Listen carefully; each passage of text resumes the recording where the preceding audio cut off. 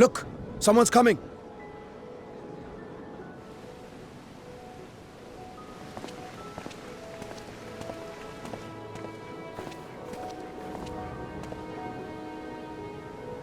People of Razathan, it warms my heart to see so many brave, resilient souls before me. Today, I would share with you a great revelation. But before I do, I must make a humble request. Do not be alarmed, nor avert your eyes. See the one I unveil for who he is, and know that he means you no harm.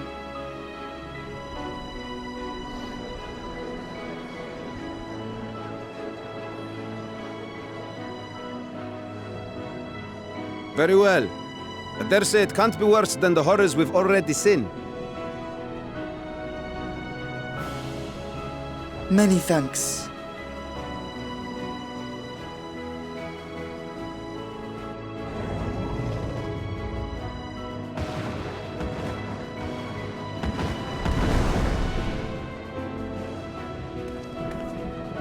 A dragon!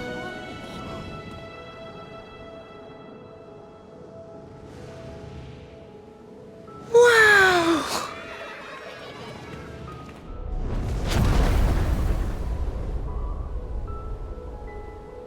People of Razathan, I am Vritra, and for years uncounted hath this isle served as mine abode.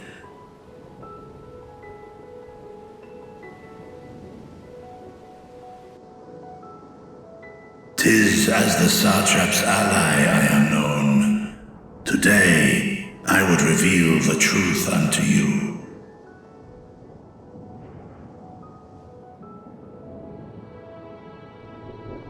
Let us hope they accept him.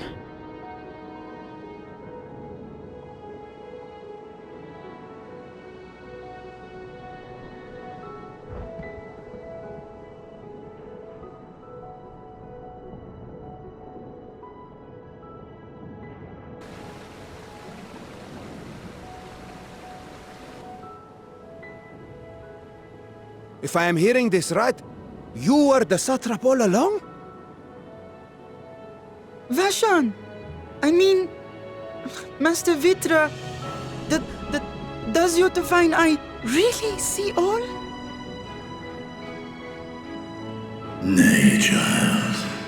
While mine eye hath borne witness to the whole of our nation's history, to its future I am blind as thee.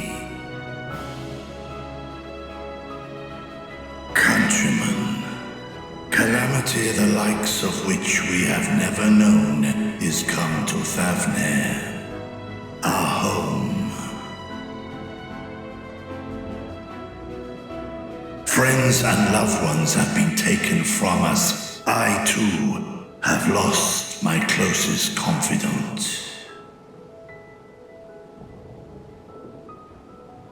Ahawan loved this land and served it with dignity till his dying breath. A nobler satrap there will never be. For so long, I lacked the courage to face you.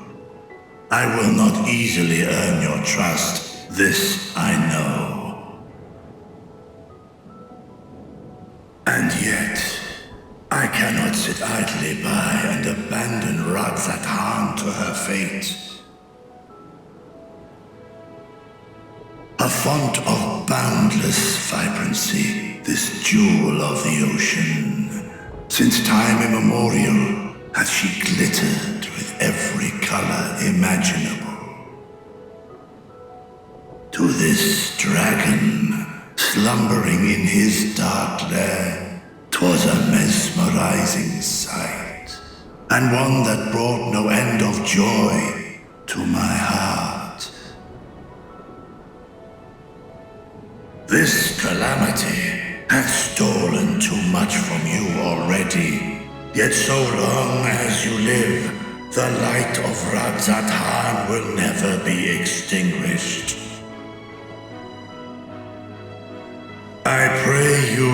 me watch over it. Over you. And lend me your strength, that we might face this trial and those to come as one.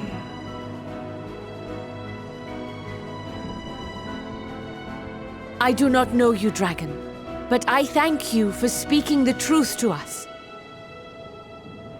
As divinities, both Manusha and Riga once joined together, so too do I believe that hand in hand, we can overcome this ordeal and welcome an era of peace.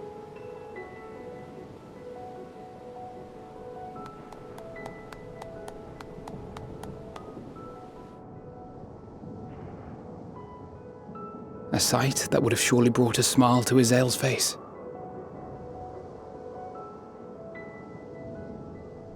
Indeed.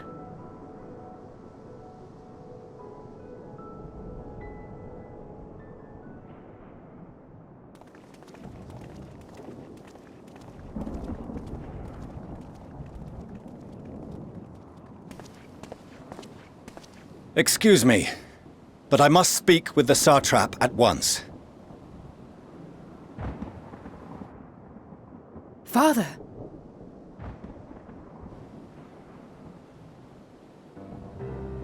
You have suffered dearly of late, yet you must endeavor to look beyond these losses to the future you yet have.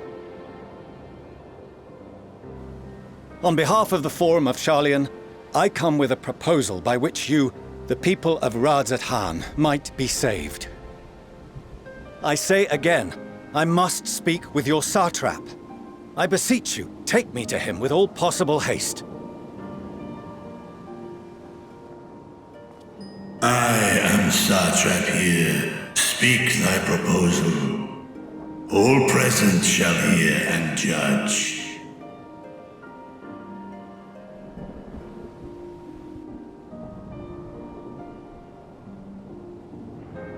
If I have given offense, then I apologize.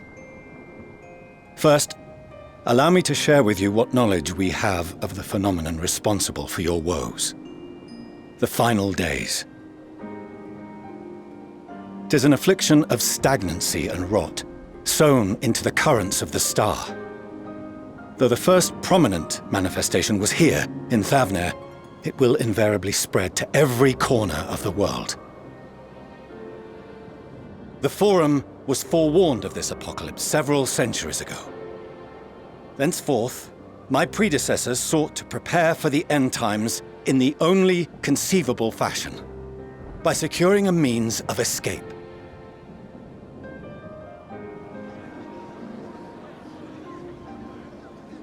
Escape the star? What madness is this? 'Tis by no means madness. With the coming of the 7th umbral calamity, the true nature of the Red Moon, Dalamud, was revealed. That it was an artificial construct of ancient Alag.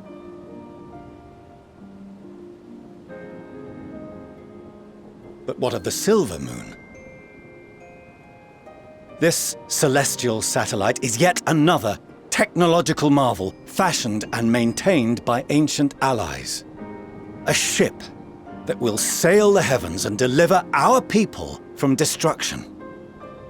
And by our people, I speak not only of Sharlayan. We mean to save every man, woman, and child it is within our power to save. Including you, our dear friends of Radzat-Han. Recent events necessitate adjustments be made, and quickly, but we can and will escort you safely to the moon.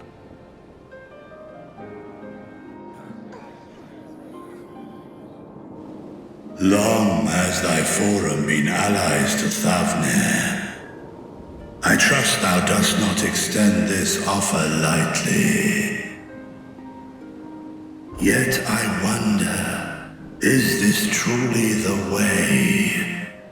Is there a future to be built for us beyond this star our father deemed the last bastion of hope? It is for that very reason I come before you and your people.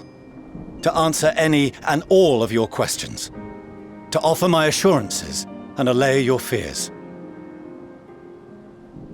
Though, if you wish the best for your people, I advise you to render your decision swiftly.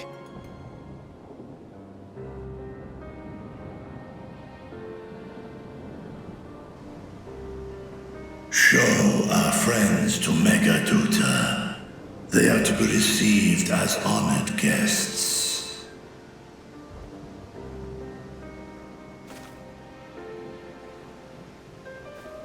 Worry not. Whatever decision is reached, your paths shall be yours to decide. Until then, heed the warning of these brave heroes. Guard your hearts against fear and despair, for it is within such fertile soil that the seeds of blasphemy find purchase. Remain calm and attend to your daily tasks. I shall return anon.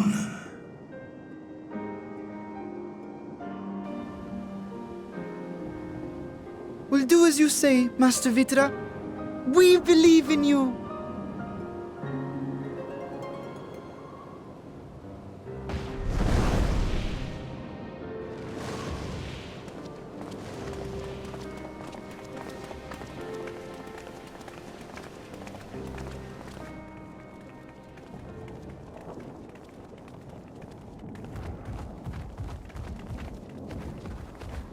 Oh, you're still here. What a relief. Nidana, what's the matter? Has something happened at Palika's stand? Oh, no, not that I know of. I just hope to hear your thoughts on a theory of mine. All who undergo the transformation are drained of their ether, yes? What is it then that gives these beasts the strength to carry on as they do? Logically, they must be drawing upon an alternate form of vital energy. That put me in mind of our earlier conversation, when I tried to explain the essence which many confuse with ether. Akasha. Yes, I remember. The unseen gift bestowed from on high. An energy influenced solely by emotion. Yes, yes. In this instance, negative ones set Akasha into motion, thereby infusing the beasts with vitality. I posit this as the mechanism by which the beasts are born and sustained. Ah, do you still have that flower?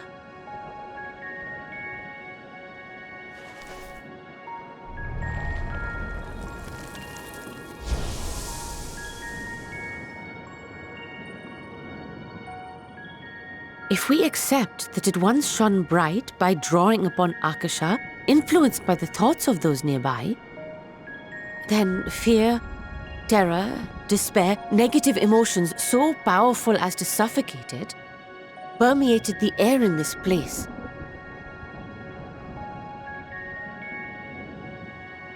You must be very careful. The forces which drive the final days may be beyond our ability to perceive.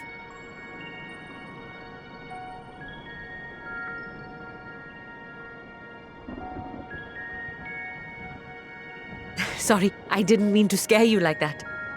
At any rate, I will continue my research into Akasha. Do temper your expectations, however. There are sadly few detailed studies upon which I may draw. Formulating a new theory as you have is itself no small feat. I wish you well in your endeavors, and pray you take care. Thank you. You stay safe as well, yes? Till next we meet, and we will meet again.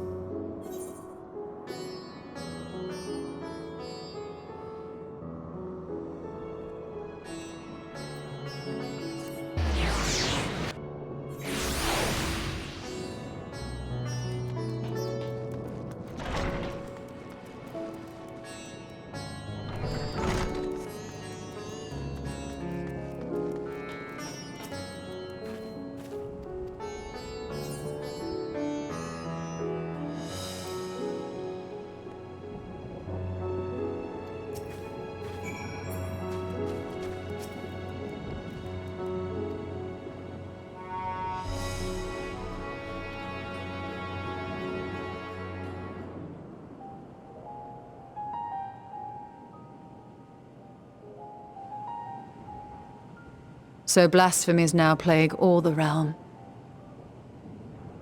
It will only get worse if what Father said is true, as it did in Amarot.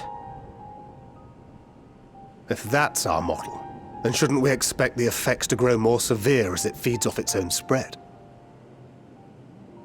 As if people transforming into those monstrosities wasn't bad enough. If the flora and fauna, if the land itself turned against us. No one would survive.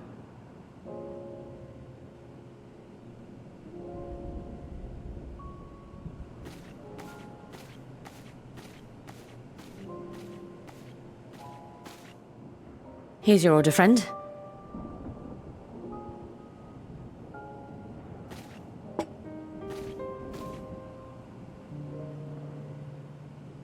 May you find comfort in these dark times.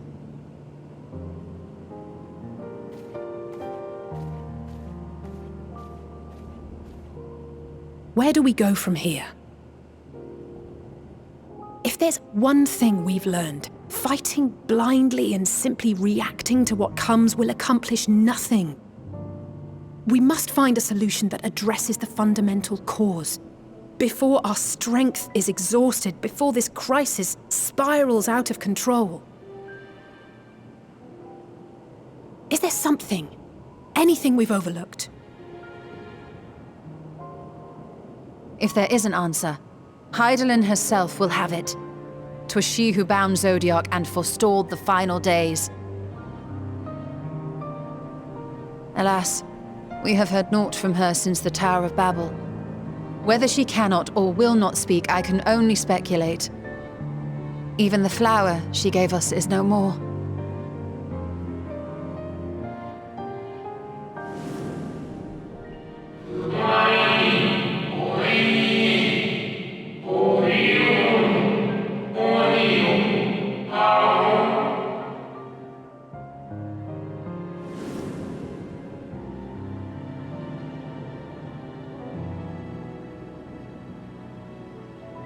So advised the Watcher.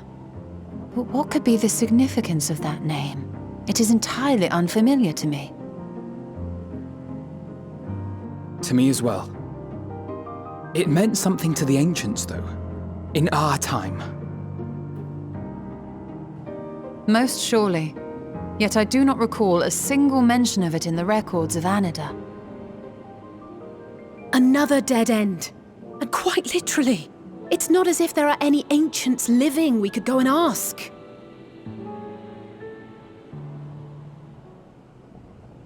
Not alive as such, but not quite dead.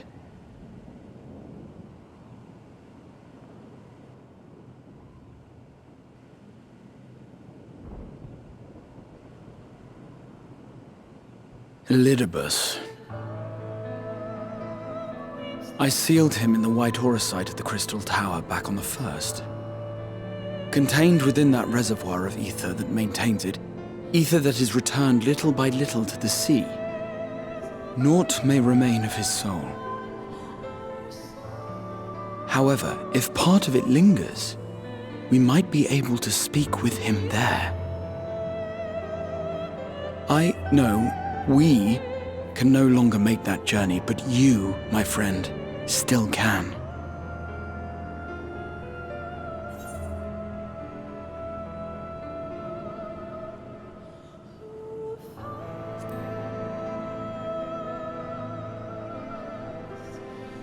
Yes, we can but act and hope for the best. If nothing else, should we learn the First is safe, we'll have that much more reason to keep fighting the good fight. That said, the odds are not in our favor, to say the least. Which is why we're fortunate to have Urianger up there on the moon, working hard to make all the necessary preparations for our departure, should it come to it. And why we have nothing to lose by staying the course till the last instant. Indeed. To the last, let us all do what we can. I will consult with Master Matoya and see if she knows of a way to reach Hydaelyn from the Ethereal Sea. And I will visit the nation's leaders and attempt to ascertain how far the final days have progressed elsewhere. Keep me abreast of your findings. I can seek out and slay the worst of the immediate threats, if only to slow the spread. Unease, terror, despair. Try as we might to suppress them, these emotions will return to harry us time and time again. But when they do, remember this. Your friends and loved ones are out there somewhere, sharing in your struggle. You are not alone.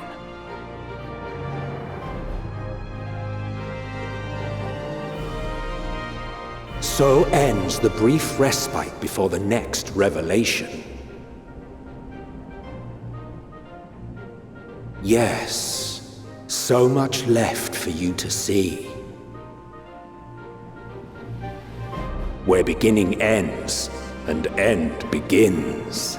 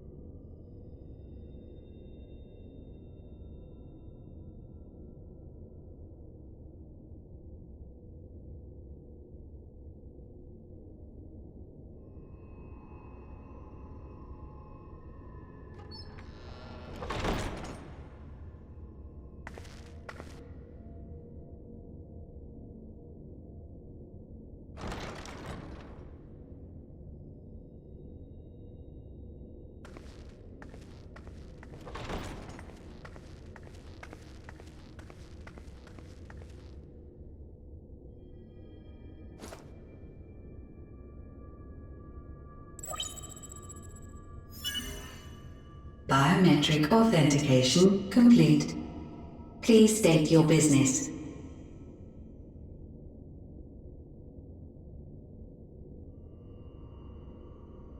Acknowledged. Reinitializing Safecoast Tower systems. Searching for Elidibus entity.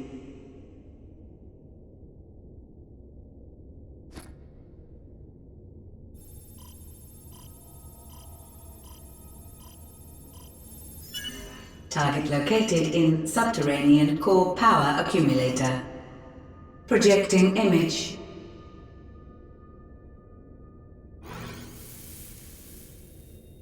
My home. My friends. No more than a dream. Oh.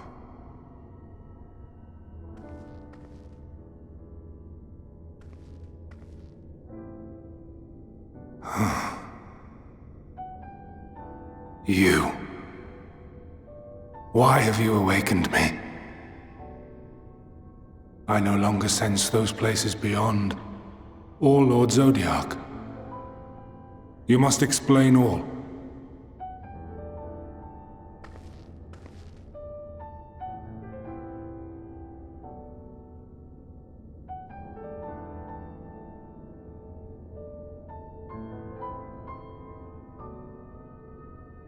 So, he is fallen, and my brethren's souls returned to the star.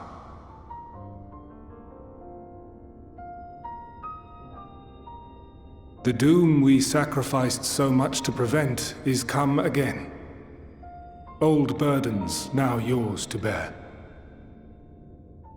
But if this is Fandaniel's design, then I, as Elidibus, have a duty to fulfill. Your unsolicited act has restored to me some few memories of the convocation. Such knowledge as I have, I will share.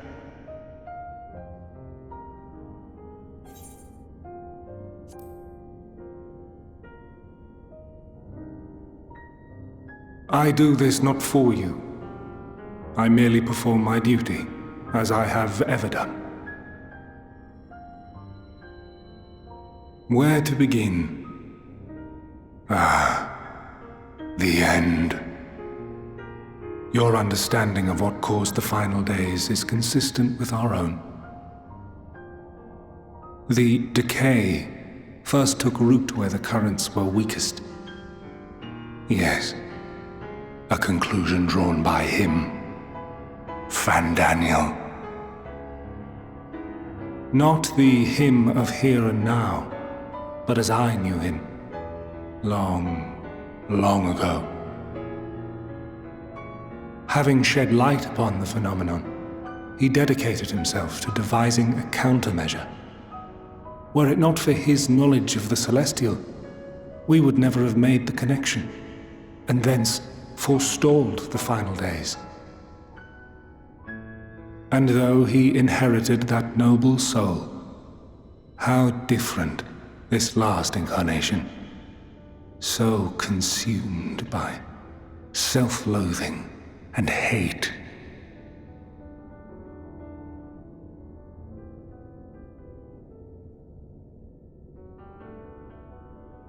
Elpis. Yes, the name is familiar to me. Yet I know it not as a flower, but a place. A testing facility for determining which of our creations were fit to be released into the world. Many worked there, and before joining the convocation and assuming the title of Fandaniel, he was their chief. He was Hermes.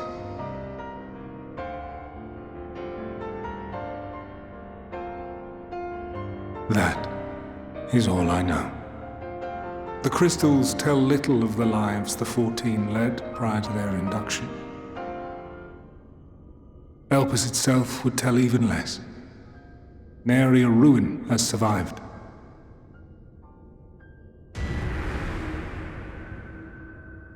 Wait. I saw you there. In Elpis. No. I did not. But I did. I did. A lingering trace of impossibility. And a truth that fills my heart.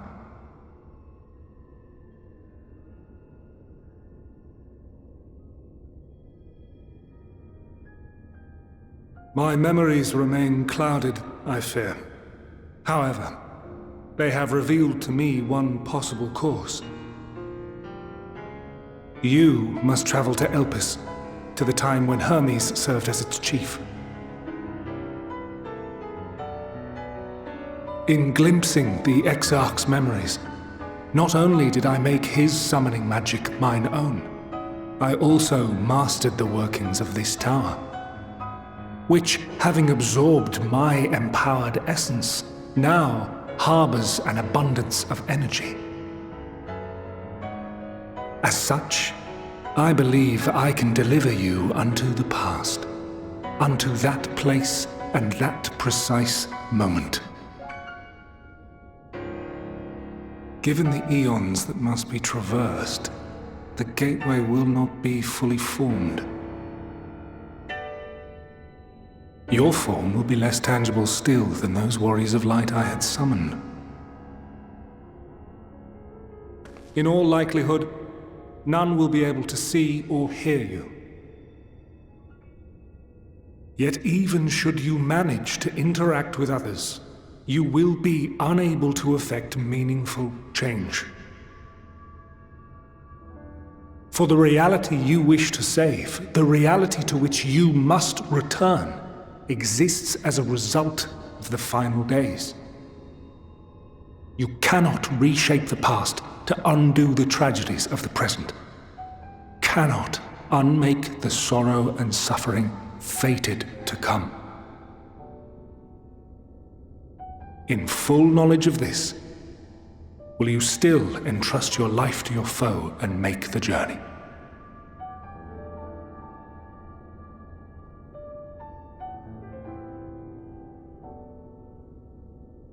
Very well. I shall cast you unto the river of time. Let this be my final act. You must input the commands. I no longer have the authority. First, you must reconfigure the systems, that the tower's ether may be channeled for the magic.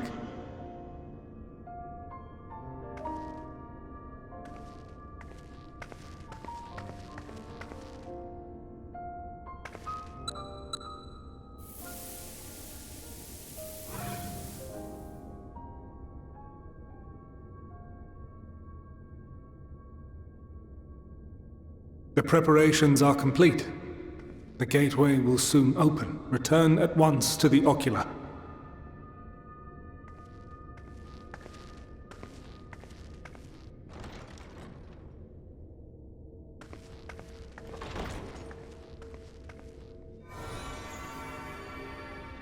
All appears to be in order. The ether flows unimpeded. The magic should consume every last mote of my essence. Why are you surprised? Did I not say that this will be my final act? Lord Zodiac is no more. There is nothing for me here. The ones I love and long to see again are waiting in that promised land, beyond memory and dream.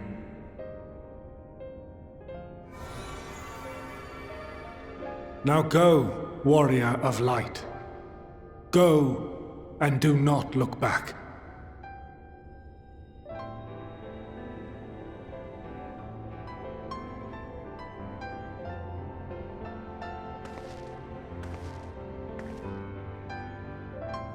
Well, Heidelin, I take my leave of you.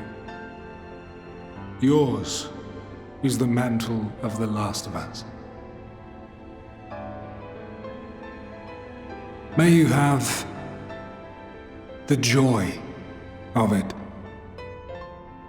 the burden and the solitude. It falls to you now.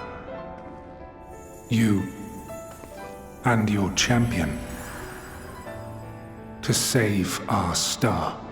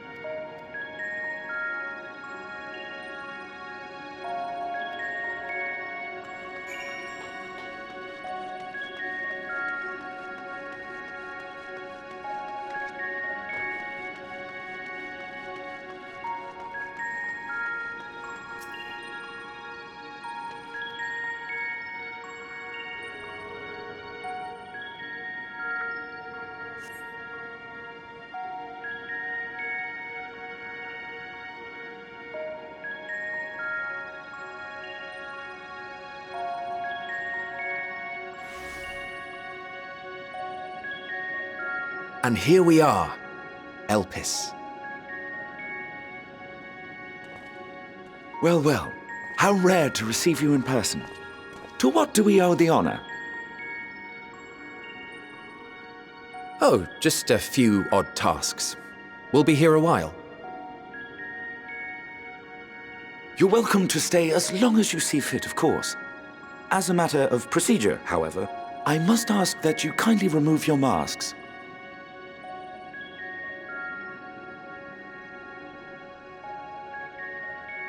Come now. Is this truly necessary? Surely you can tell who we are. Who you are, perhaps, but I am far less infamous. Regardless, if we do not follow protocol, 'tis our hosts who would be held accountable. So, please, do favor us with your handsome face.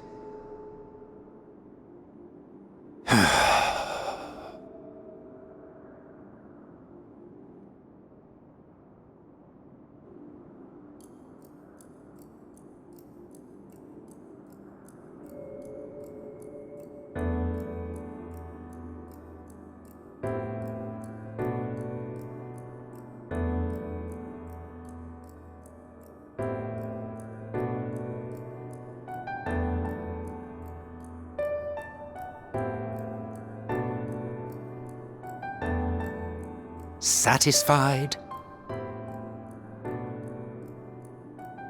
I thank you for your cooperation. You are free to go about your business.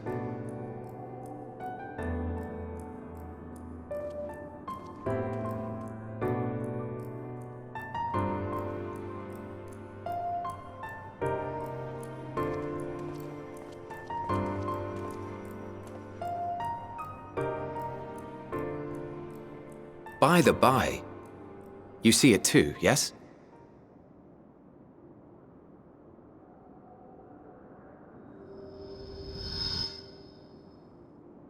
I haven't the foggiest what you're talking about.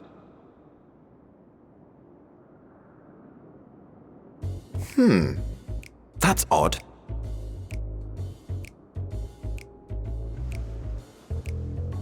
It's right here. A bit thin in the ether, but there's no mistaking it.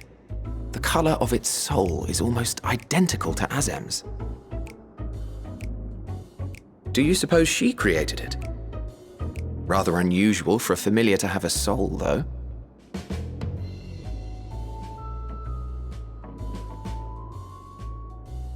Don't ask me. All I know is that it's trouble. Doubly so if it's her spitting image. So let's leave it be. Come now.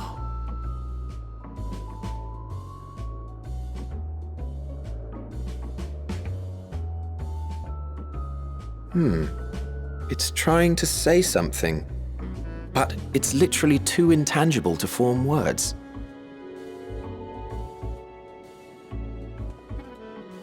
Why don't you give it some ether? Spare a snifter of your bounteous reserves.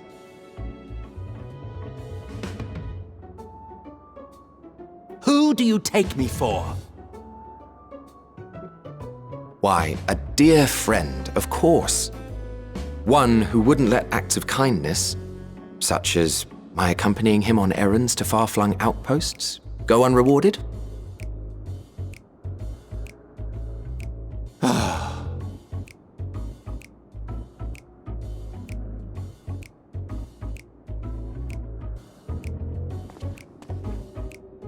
I suggest you close your eyes, or this may be unpleasant.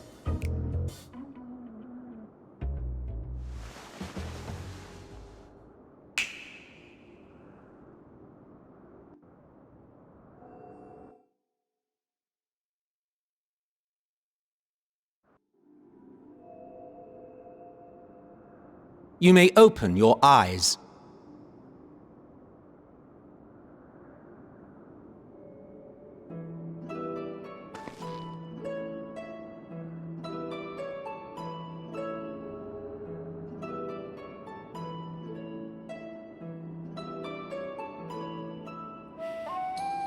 Oh, you even adjusted its size. The better to indulge your whim. This way, it will be easier to communicate. How very thoughtful of you. And may I applaud your artful reinforcement. Without further ado then. Greetings! I am Hythlodaeus, Chief of the Bureau of the Architect. Sulking beside me is the most honorable Emmet Selk of the Convocation of 14. And how might we address you, my new friend?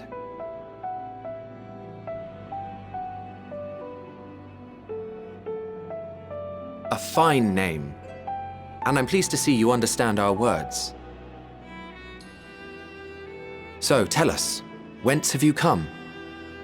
The thinness of your essence suggests you weren't created here.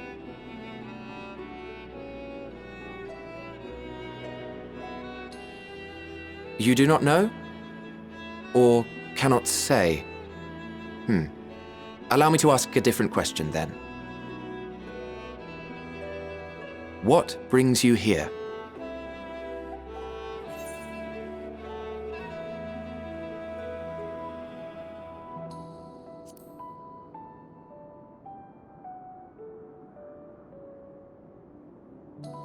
Well now, the same as us. Perhaps Azim wished to come too, but had to settle for a familiar. If she truly wished to be here, then she would be. Right you are. My apologies if we've given offense. The two of us can discern the color of souls, you see, and yours happens to resemble that of a friend. And with your purpose matching our own besides, we jumped to a hasty conclusion. We are here to speak with Hermes, the chief overseer of this facility, which we also intend to tour in order to gain greater insight into the man's work. We, I say, though this is Emmett Selk's charge. I am here only to serve as his guide. And I should be happy to serve as yours as well, by way of an apology for the misunderstanding. Wait, are you suggesting that we bring it along on official business? This thing we know next to nothing about? If you harbor suspicions, better to keep it close than leave it to its own devices. Wouldn't you agree?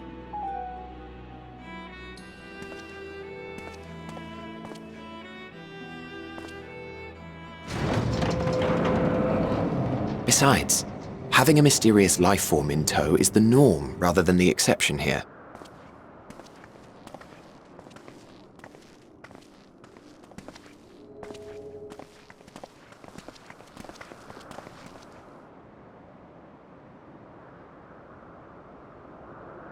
Welcome, my friends, to the testing ground of creation at Heaven's Edge, Elpis.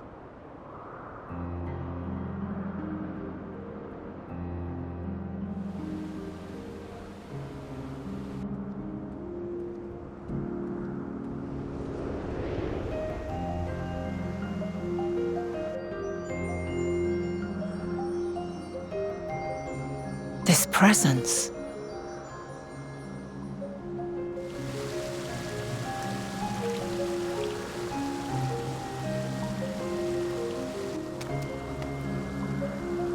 Hermes! Visitors! We have visitors!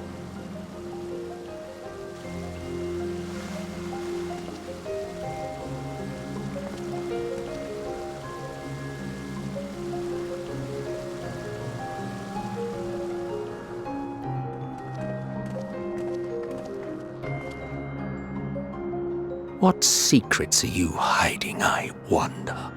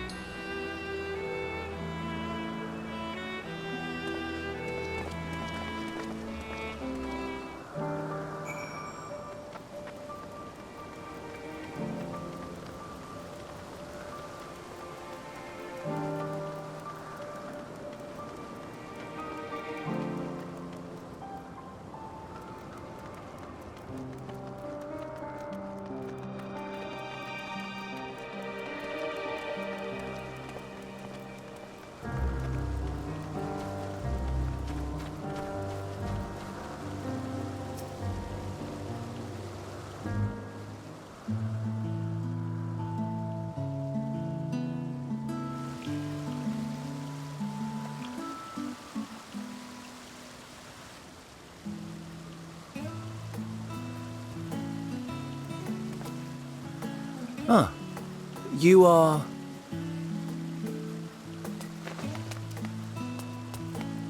Oh! Different. You're different too. You and me. We're alike. Friends. I want to be...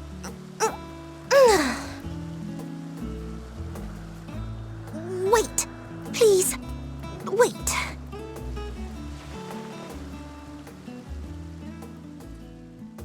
Greetings and salutations. Can you hear me? Do not be alarmed. I mean you no harm. I wish only to hear your words, share your feelings, and know your thoughts. May we please be friends? May we please be friends?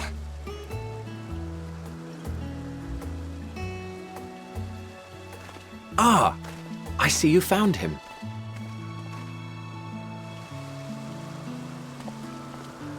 Hythlodaeus! It's been a while. Too long, I think. Too long indeed for close collaborators. On this blessed occasion, I bring not only myself, but others who long to speak with you.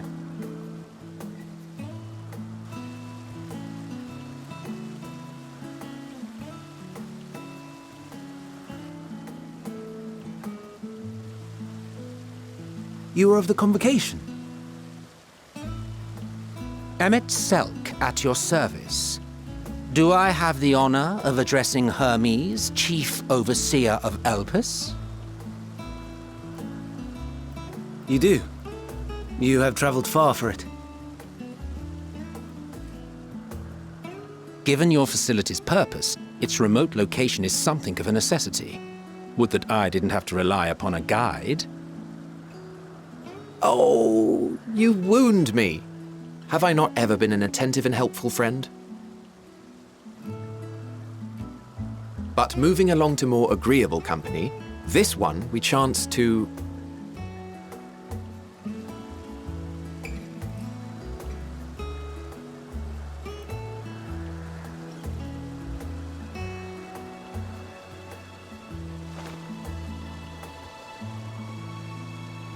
Well, you certainly have her attention. Is she one of yours, Hermes?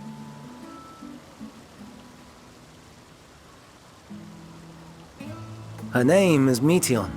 It means shooting star.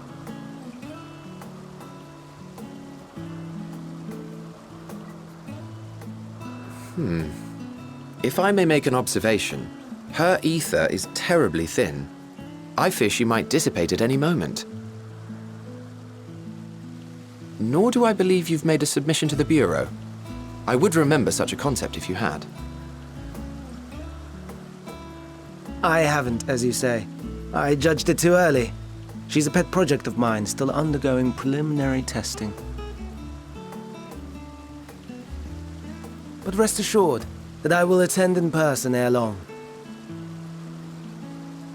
Very well. Being an authority on flying life forms, I appreciate that you are exacting in your work. I shall look forward to your submission. If we have finished with the perfunctory chit-chat, I would discuss official matters. By my coming, I trust you already anticipate the subject. I have an inkling, yes. Please wait to the main building yonder. I shall join you as soon as I've returned these creatures to their homes. What's wrong, Hermes?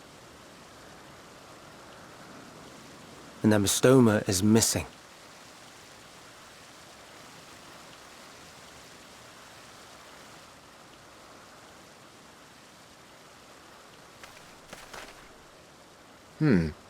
I may have found it. A creature with the self-same ether as those there, nestled in the boughs of a tree outside the grounds.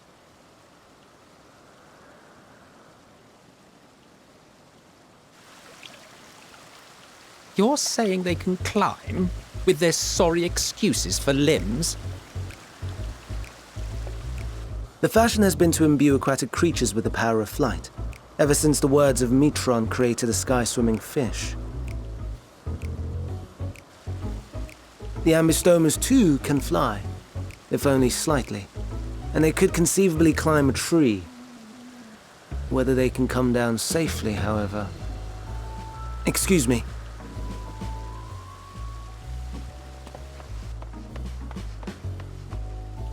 I'll help, too!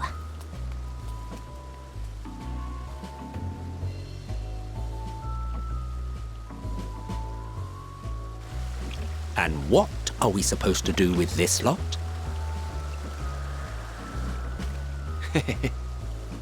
May I suggest we split up? If you would be so good as to assist Hermes, Emmett, Selk and I shall keep an eye on these adorable creations in the meantime.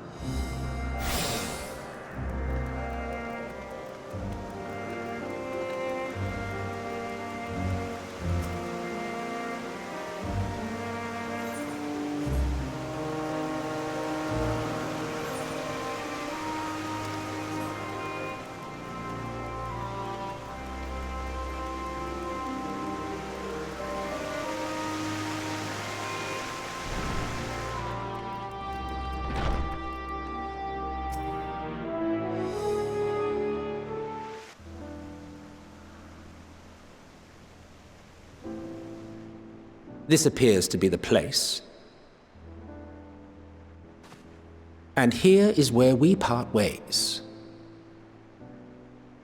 We will be discussing highly sensitive affairs. Only a select few may be privy to such knowledge, and that does not include someone who cannot or will not divulge their origins.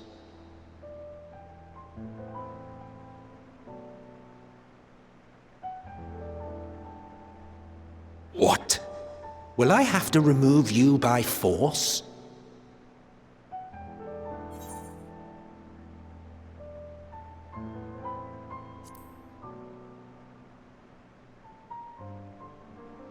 Yes, I'm sure your business with Hermes is quite pressing. You may speak with him to your heart's content after ours is concluded. I do not object to her attendance. Hermes, this is highly irregular. Perhaps, but I believe she can be trusted. Meteion would not have taken to her so quickly otherwise. Moreover, the presence of a third party may help me to maintain composure.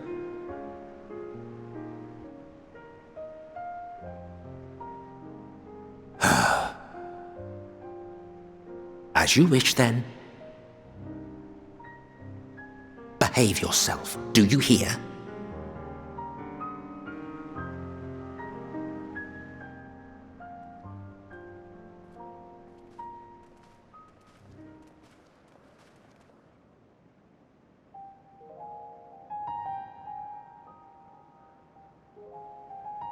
So, it's finally happened, then. Aye. Van Daniel has declared his intention to step down, and named you as his preferred successor.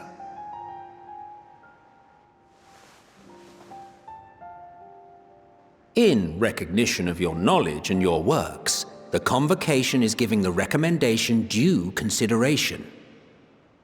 As one who does not know you personally, I am to use my impartial eye to take your measure.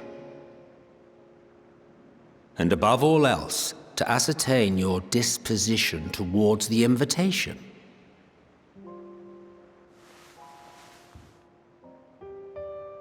I understand that you and Van Daniel are close. He himself was once chief overseer of Elpis after all. I should not be surprised if you knew before anyone else that he wished to relinquish his office. I did. He told me that when he fulfilled his purpose, he wished to pass the torch to me. A torch you seem none too pleased to accept. Are you so averse to serving on the Convocation? No, it's not that. For a humble researcher like myself to even be considered is an honor beyond words. No. What troubles me, what I struggle to come to terms with, is the very fact that Van Daniel is stepping down. Does this not mean that he will return to the Star?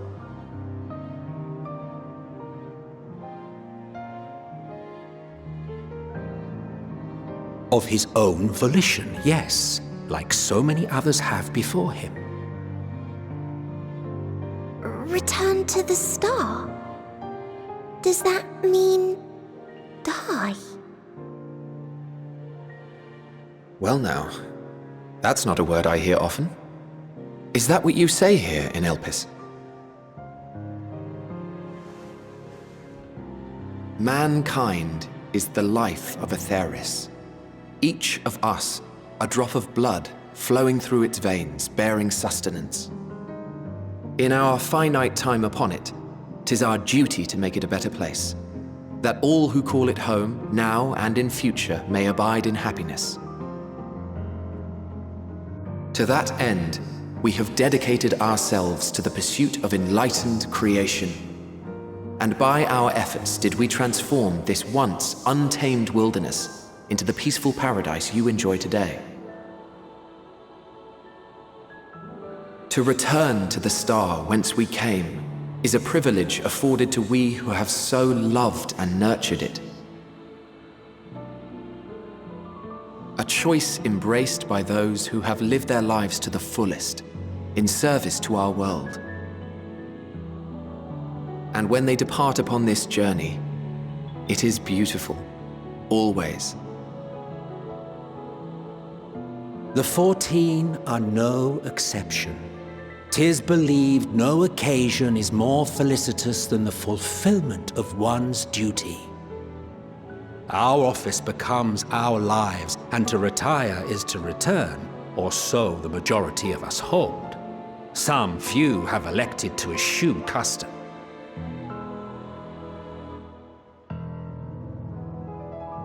Mayhap you feel Fandaniel's deeds do not warrant his return. Yet you should know his accomplishments as well as any. During his time, he conceived of countless outstanding concepts. And channeling the wealth of experience he attained here in Elpis, he brought forth many new specimens. I know of all this. I do. It's just, I cannot fathom why someone so great and wise, who could still do so much good, would want to end it all.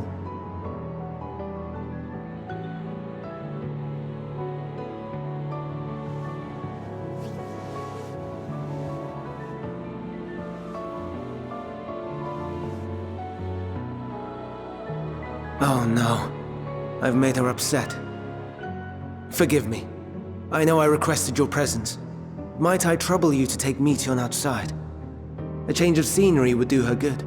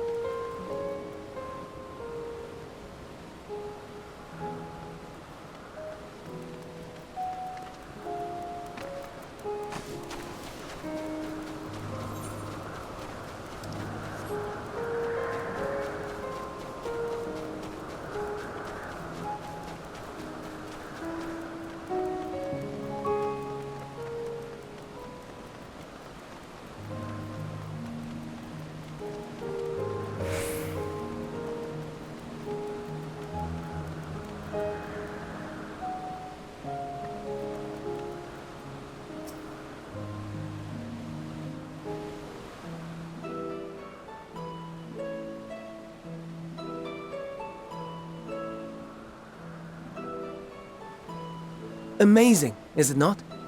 The Ampelos, one of our newest subjects.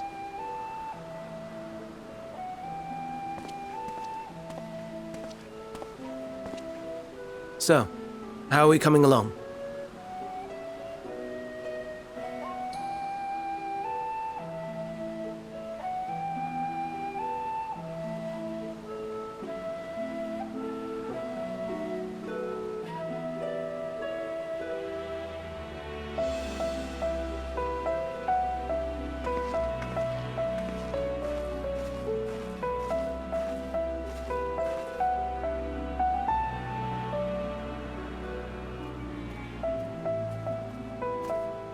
This place is Elpis. Those flowers. Elpis. Entelekis. Like me.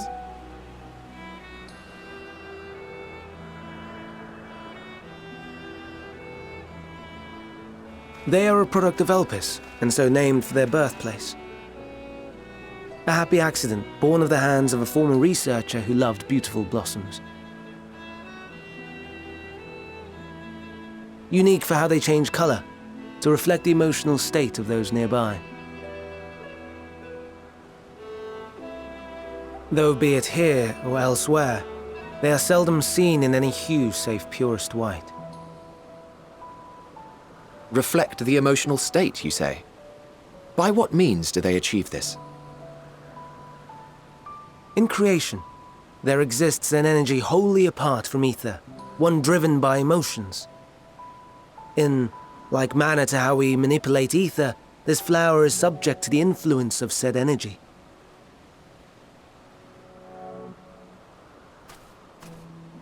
While it has no will of its own, it is sensitive to the prevailing emotion in the vicinity, and reacts by altering its color and vibrancy.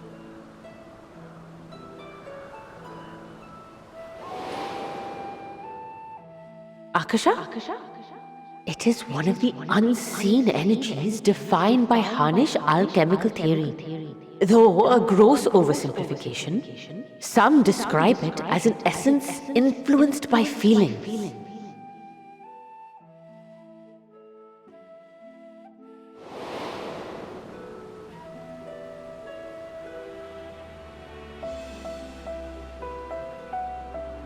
Akasha. Though I'm not familiar with the term, your description suggests it is the self-same energy. Dynamis, we call it. And those entities like the Elpis flower that have the ability to interact with this energy, converting emotions into tangible phenomena, are Antelekis. That's me! That's me! An Enteleki! That you are, my dear. And no ordinary one at that, but the first possessed of free will.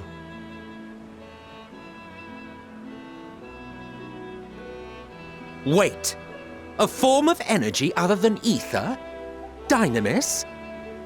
I've never heard of such a thing.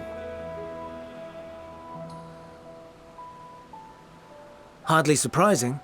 Dynamis cannot be seen, much less felt. And though its existence has long been theorized, we had no proof until the flower's serendipitous creation. What's more, Dynamis is far weaker than ether. Under normal circumstances, its effects are drowned out by the latter. On account of which, beings comprised of and reliant upon the ether, like you and I, are unable to make practical use of Dynamis. 'Tis a truly esoteric thing, known to but a select few scholars. Intriguing. Then, given the limitations you described, why create Meteon?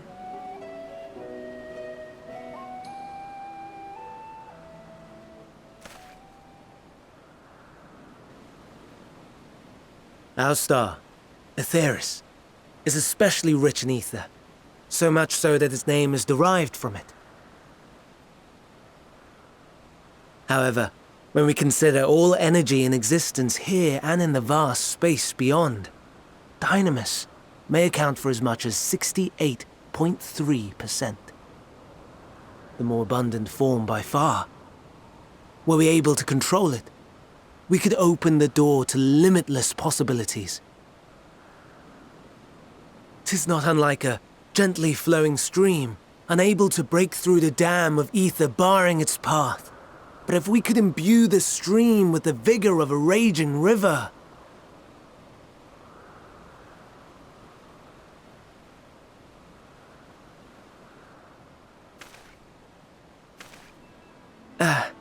Not that I have such grand ambitions. Nay, I merely wish to create a being that could traverse the great expanse.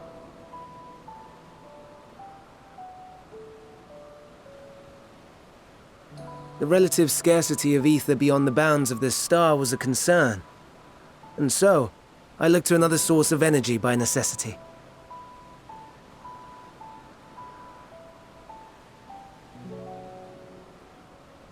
That being Dynamis.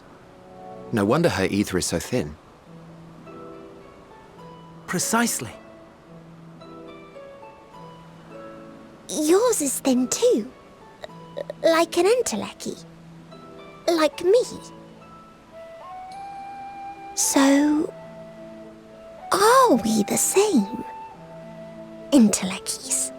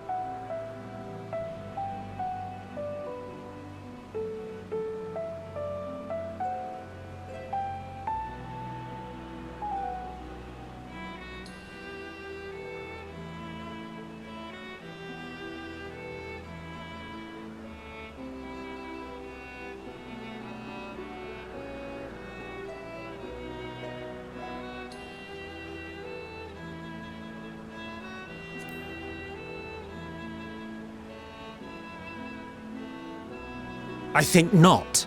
Your nature remains a mystery, but ere I reinforced you, you appeared to be little more than a common familiar, and a faded one at that. A deficit of ether alone does not an Entelechy make. It would, however, make it easier for you to interact with Dynamis. And limited though its influence may be, this quality could prove the difference between victory and defeat. You do well not to underestimate it.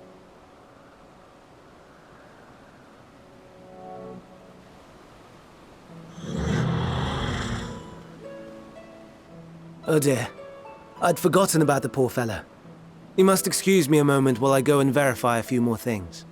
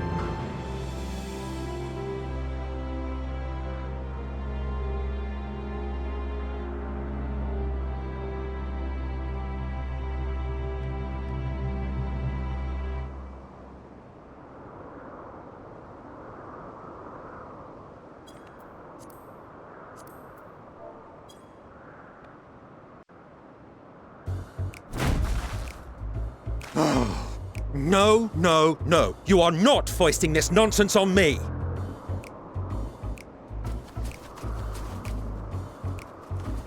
I'm given to understand you have the power to help the Charybdis, and should be quite willing to do so. And so I appeal to your better nature, most benevolent Emet-Selch. Please teach her to fly. Or else Hermes will transform. Right now.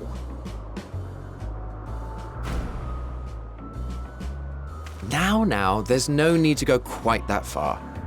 Altruism is its own reward, as I'm sure he would agree. Oh, would he now? And who contrived to put me in this position, pray tell? Nothing so devious. I merely suggested a possible course of action.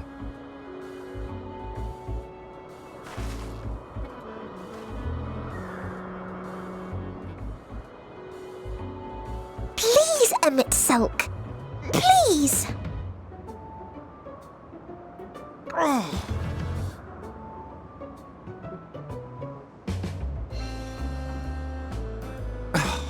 did not come all this way to play nursemaid to your creations. I'd thank you to remember this favor and let it be the last.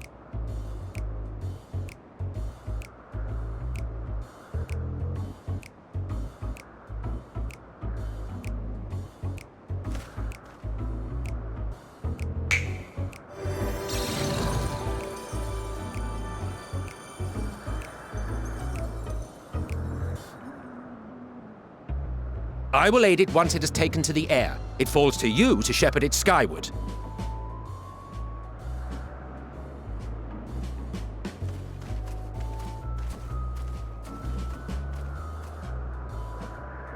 Well, let's relax and enjoy the spectacle, shall we?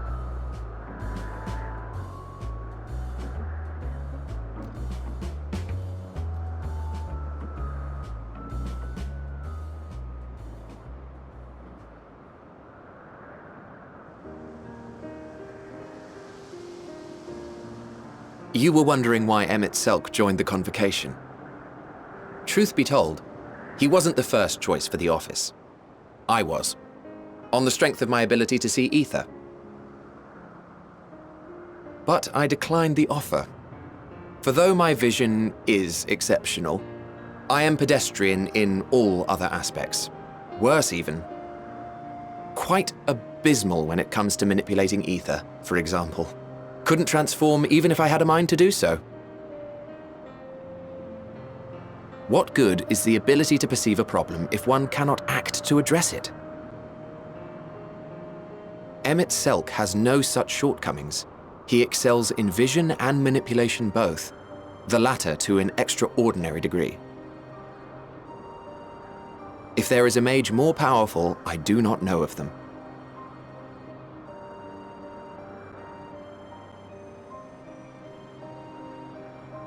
Thus did I recommend him for the office in my stead. And I wasn't the only one, far from it. Countless others vouched for his skill and character. People the world over, to whom he had previously lent a helping hand. Oh, how surprised he was. Claimed he hadn't done anything remarkable for anyone. Modest to a fault. He deserved every bit of acclaim he received. Yet he may well have gone unappreciated were it not for a mutual friend. A singular soul who can't help but involve herself in the business of others. Where she walks, excitement is certain to follow. Her antics irritate Emet-Selch to no end. But much of his grumbling stems from genuine concern. When our friend calls, he never fails to answer and lend his talents.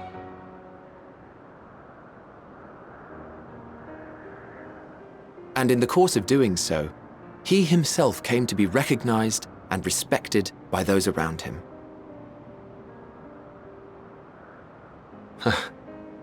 They are truly remarkable individuals, and I'm proud to call them friends. To help them realize their dreams. This will be my greatest contribution to our world. And when they have fulfilled their respective purposes, so too shall I have fulfilled mine, and together we may return to the star. Look at me, spilling my innermost secrets. I can't seem to help it with you. I can only assume it is due to the color of your soul. I just don't understand how you can be so alike and yet so different.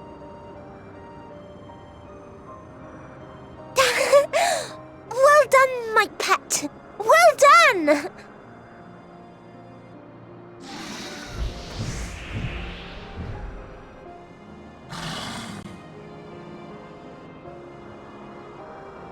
Ah, yes. I dare say the Charybdis will be fine here on. Why don't you go and signal to Emmett Selk? Let him know that his arduous task is at an end.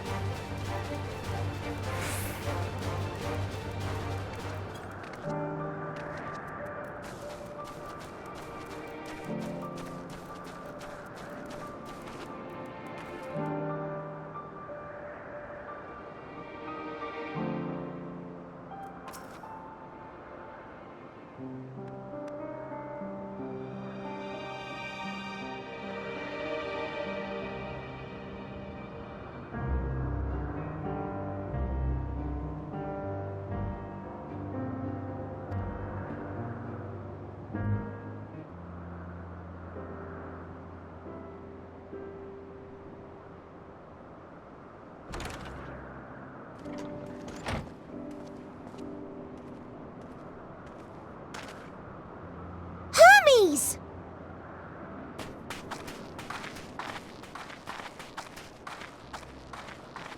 Oh, you were waiting for me. You've finished talking? Yes, we've come to a decision. My thanks for keeping Meteon company. Emet-Selch and Hythlodaeus have already retired to their rooms. There is room for you too, if you would follow me. Wait! I want to show you something first.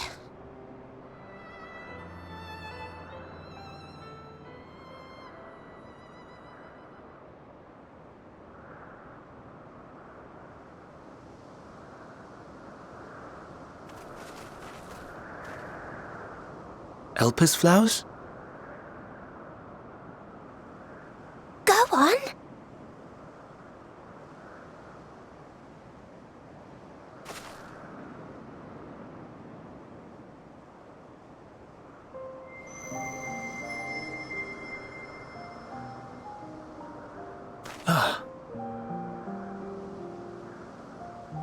You're not the only one, Hermes.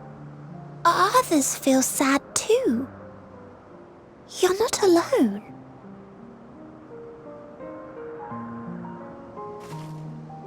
I see Mission has shared much with you.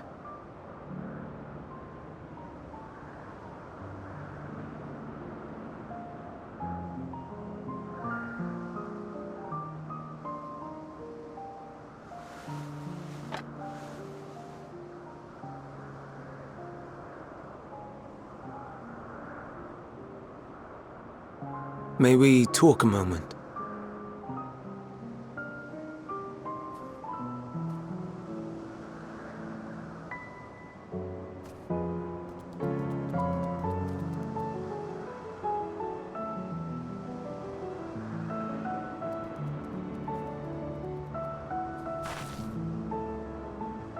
I do not think it wrong that we live for the star, that we strive to make it a better place. And yet, in carrying out my duties here, there are times when I am plagued by doubt. Do you recall what Hythlodaeus said when we first spoke of my nomination? Death is the privilege of those who have fulfilled their purpose, a choice they embrace of their own free will, and when they depart, it is always beautiful. Perhaps it is, but only for man. Creations that he deems useless are discarded with nary a second thought. Some scarcely born into the world, afforded a handful of breaths before life and potential are abruptly extinguished. We make an effort to spare them the pain, but they sense what awaits. Rage and anguish and cower and fear. And it is not beautiful. Yet no one cares. No one.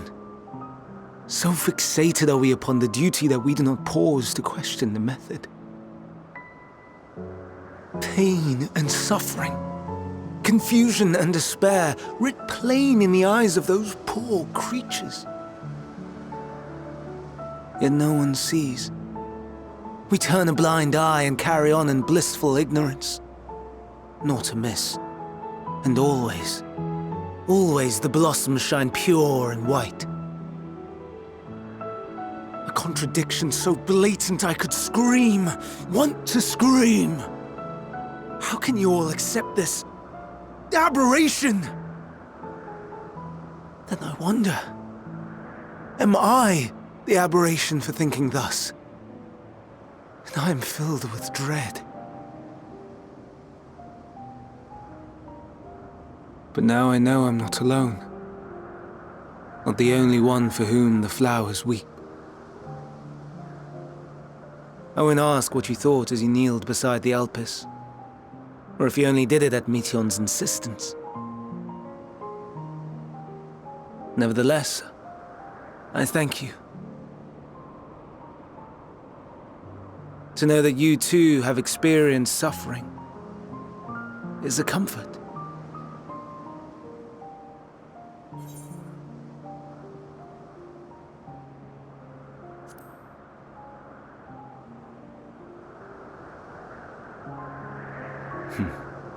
To so willingly lend an ear to ease my burden, you are a strange one.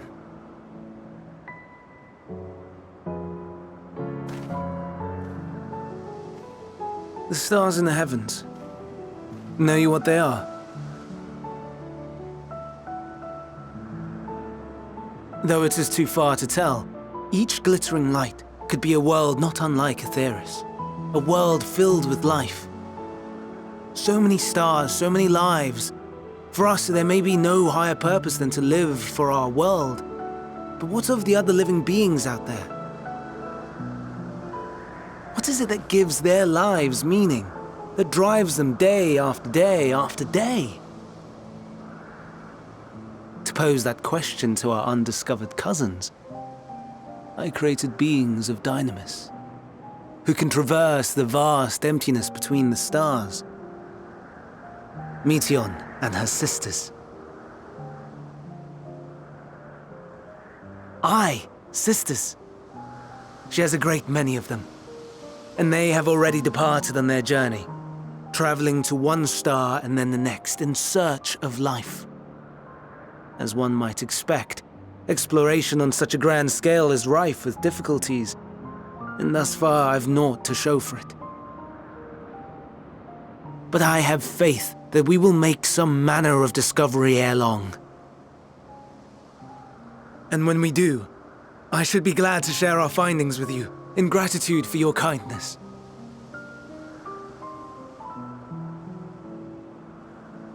It's getting rather late. We had best find our beds. It would not do for both of us to be sleep-deprived on the morrow. Come, Meteion. Let us head back. All right!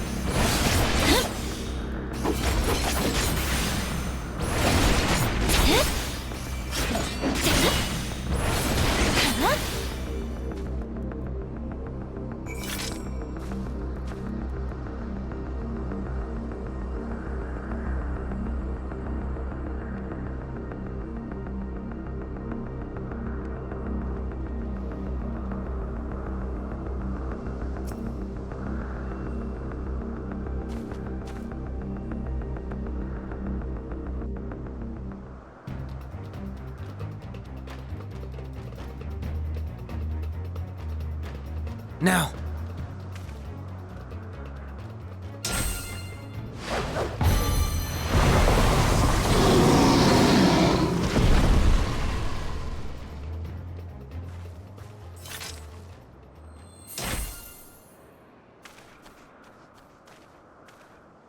Oh. Forgive me. Please, forgive me. May you and your kin find peace. Wherever your souls may drift in the underworld, may you find tranquil seas.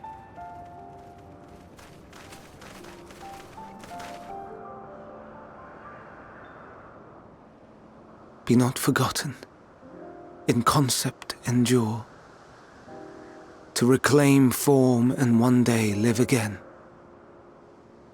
Serve not the star, or any purpose save your own. Live again, if that be your desire.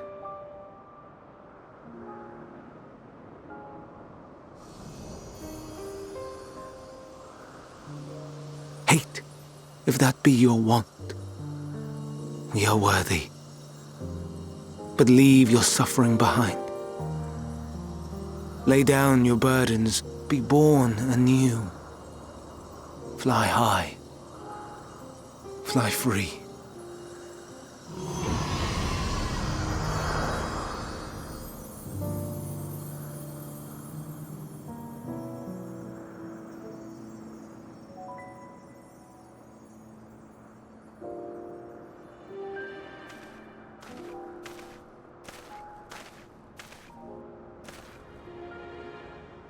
Join the convocation, Hermes.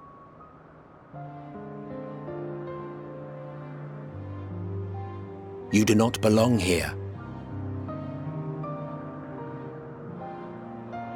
Leave to replace another. To be replaced. It changes nothing. Tell me, do you think it right that we sacrifice all these lives for the sake of the star? And when the star has reached perfection, what then? If all who are satisfied choose to die, shall we all die in satisfaction?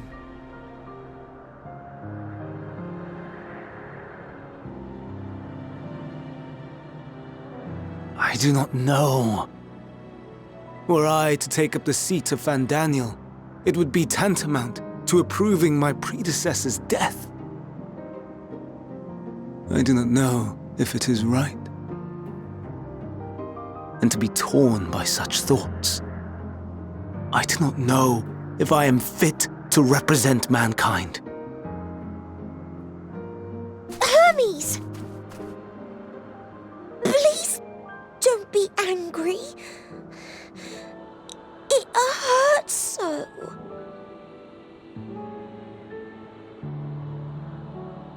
Forgive me.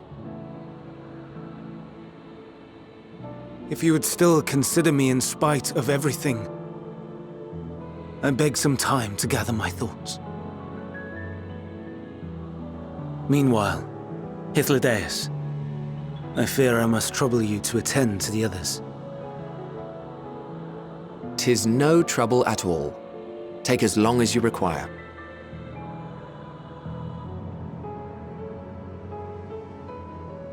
And you, my friend, I pray you find that which you seek.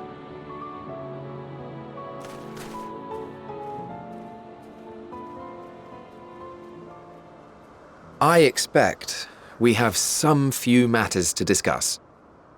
Shall we return to the 12 Wonders for a time? Aye.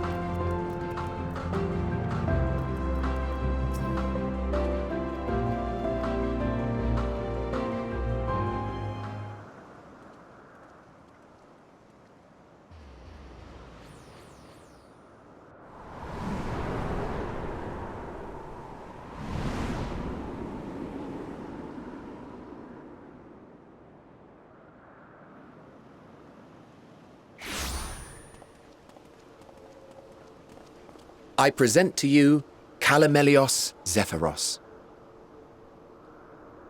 Here you will find a number of testing facilities, as well as the observation hub of Poiton Oikos. Right then. Let's begin by...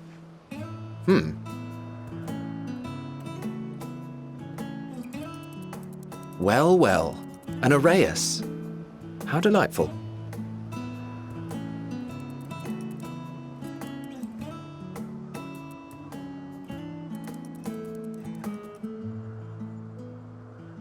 And what, pray tell, is that? Ah, that's a new species of shark. We approved the concept but a few days ago.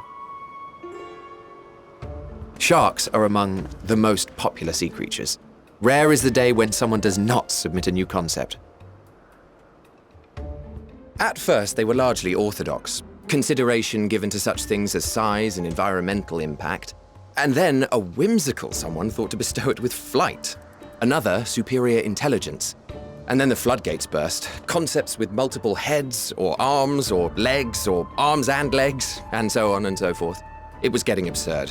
A part of me wanted to tell them to go away and find something else to create, but in the end I couldn't deny their passion. And here we are.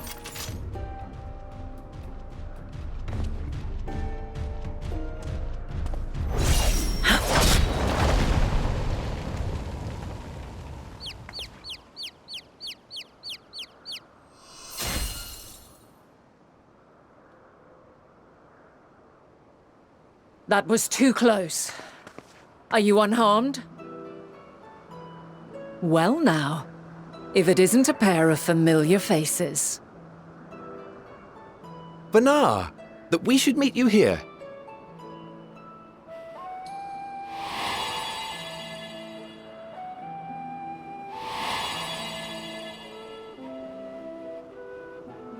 As I mentioned earlier, the better part of the convocation holds that when we retire is when we return to the star.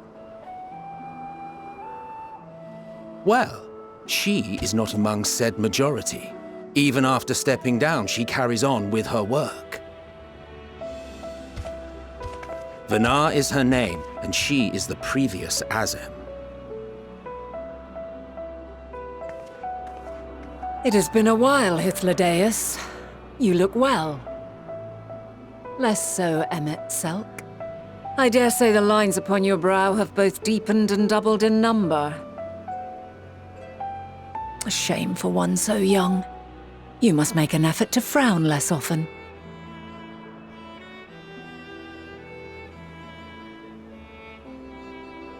Easier said than done, thanks to your unruly successor. How is she, if I may ask? Incorrigible as ever. Rushed headlong into a volcano on the brink of eruption just the other day. I should be glad to share the tale in its entirety later, if you're so inclined. Oh, you know I am.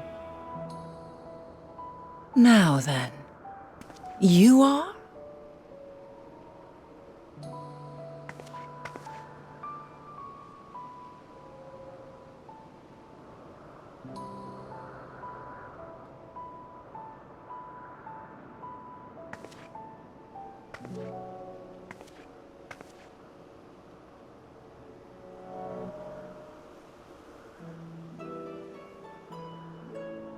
I say, have you perchance come from the future?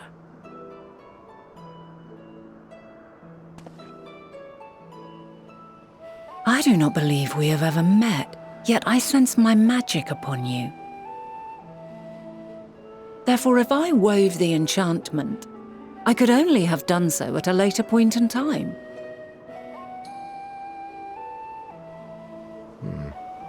What manner of magic is this, if I may ask? A traveler's ward, of course. It prevents the corruption of one's ether.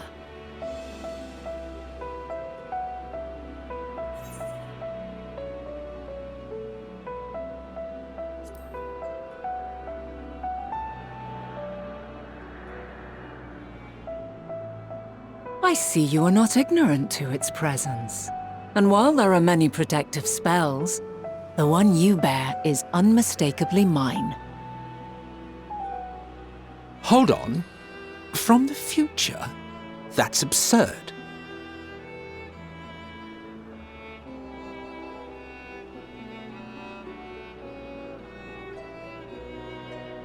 What is it? Are you unable to speak of the matter?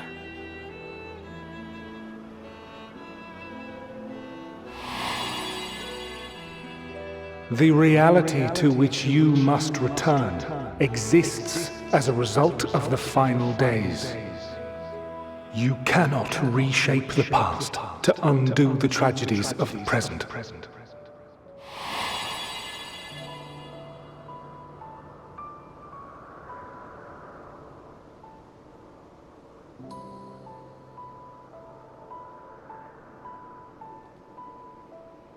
So, your actions here will not change your history, but they may yet affect the course of ours. How very exciting! I'm quite fond of delving into the unknown, and there's naught more unknown than the future. Until a moment finally arrives, we cannot know for certain what will come to pass, regardless of our supposed foreknowledge, so you needn't worry for us. More importantly, that you should go to such great lengths as to travel unto the past bespeaks the gravity of your quest. Will you not reveal it to us? Mayhap we can be of aid to your cause.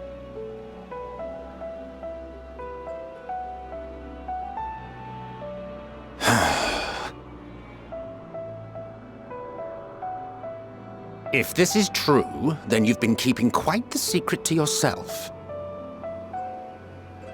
As a representative of the Convocation, I will hear it all. Your identity, purpose, everything.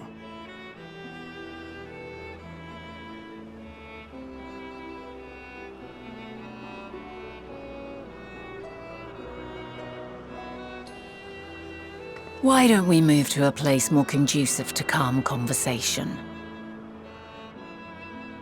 I've been working here for some days now at an old friend's behest. If it is agreeable, we may make use of my accommodation at Poiton Oikos.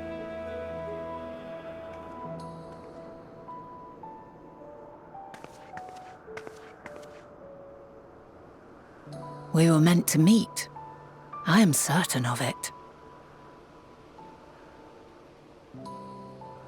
Else I wouldn't have marked you so clearly and sent you unto myself in the past. It's precisely the sort of mischief I would get up to, and quite inspired, if I do say so myself.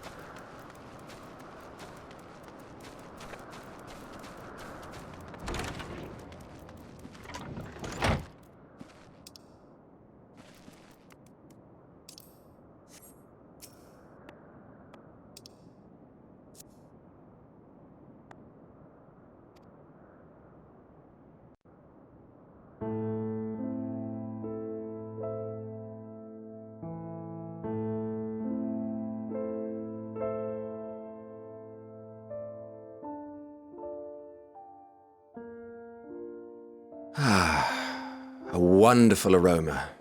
I feel more relaxed already. Would that I had sweetmeats to offer, but I travel light out of habit. There's plenty of hot water though, so please have as much tea as you like. Now then, will you tell us your tale?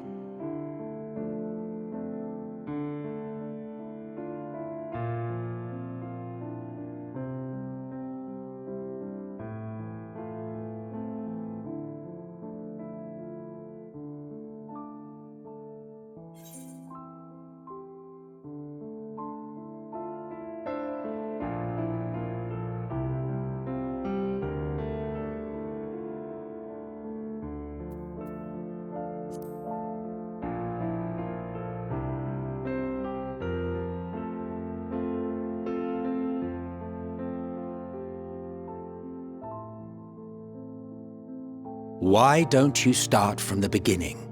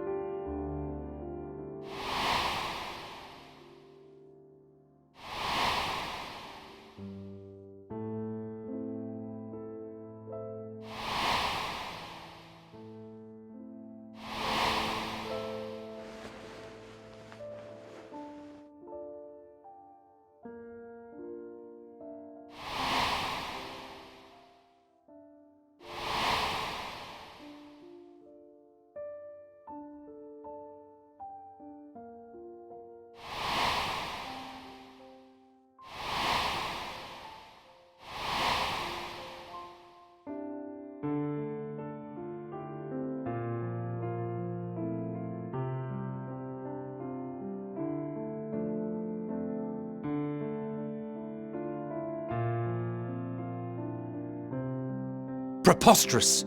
Utterly preposterous! While not the words I would have chosen, I too have my doubts. Much of it borders on the incredulous. What of you, Vanar?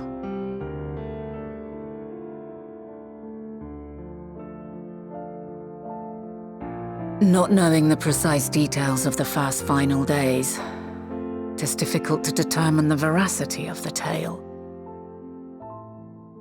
Supposing it is all true, I must ask myself why I would do what I did.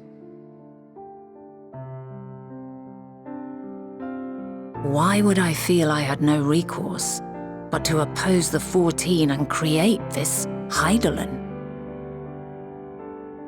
Circumstances change, of course, but it would not have been an easy decision regardless. No, there must have been a reason. One compelling enough to force me to take such drastic measures. Then there is the Elpis flower, which I said would serve as a guide. That it's of import to your mission is plain, but your presence here leads me to believe that this place also holds significance. But what could it be? What are we meant to accomplish? Might it not be simply thus? In the future, whence she came, the final days could not be averted. Mankind has no choice but to flee the star. By alerting us to that eventuality, perhaps you wish to pave the way for other futures. Theoretically speaking, it is a possibility. Yet if that were my primary objective, I see no reason to guide our friend to Elpis specifically. The capital and Amarot, or even my own home would be more logical destinations.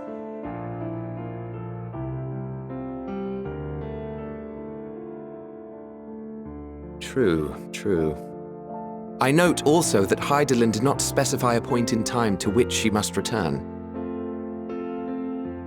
By this, it may be inferred that it was not critical that we should meet. Alternately, she had reason to believe that our paths would converge, coincidental though it may seem. This is quite a puzzle, and we do not have all the pieces. Hardly any. But we do have one immutable fact.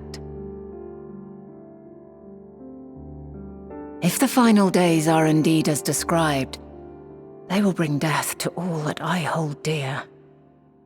Yet despite being afforded long years of preparation, the only provisions I could make were for flight. Nay, my first and foremost endeavor would be to find a way to forestall the coming doom. Given that even the 14 failed, mayhap you deemed it impossible. Nothing is impossible. This I have always believed. And if Hydaelyn is indeed me, she would believe the same. Listen to yourself. Are you seriously entertaining the notion that you are a messianic figure in some far-fetched tale?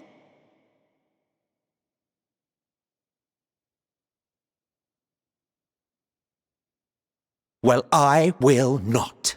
I refuse to accept that our world could be undone by some unforeseen calamity. I also take offense to my portrayal as a megalomaniacal madman. To sacrifice oneself for the star is a noble act, and I would hold those who gave themselves to this zodiac in the highest esteem. Yet, you claim I recreated Amarot and populated it with phantoms of our people? A bizarre indulgence that would be insulting to their memory. Worse still, I even invited you there. Literally invited my own downfall. Why would I do something so idiotic and inexplicable?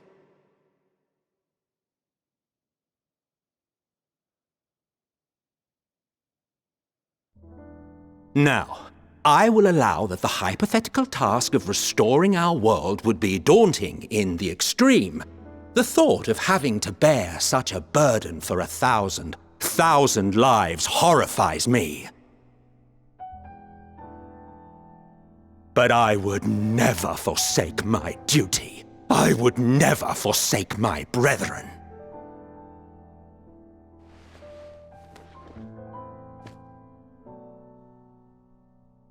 You do not know me.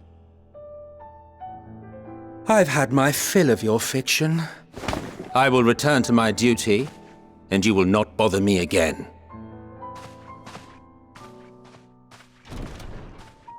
Emmett Selk! Wait!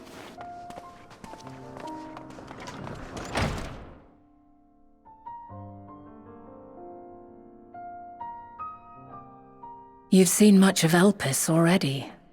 If you have any observations to share, I should like to hear them.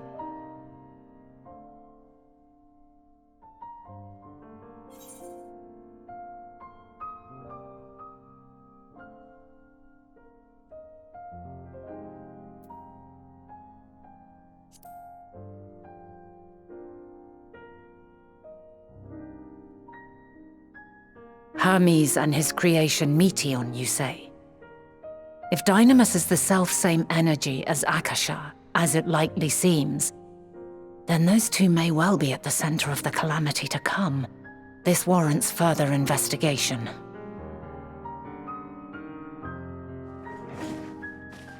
With that settled, 'tis time for action.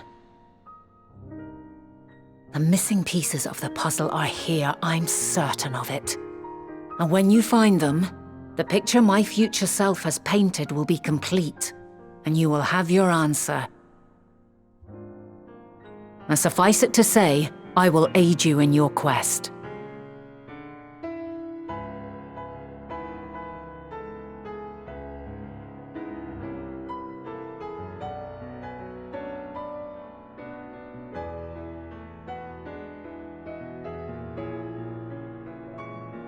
Have faith. If Emmet Selk is the man Azam described to me, we've not seen the last of him.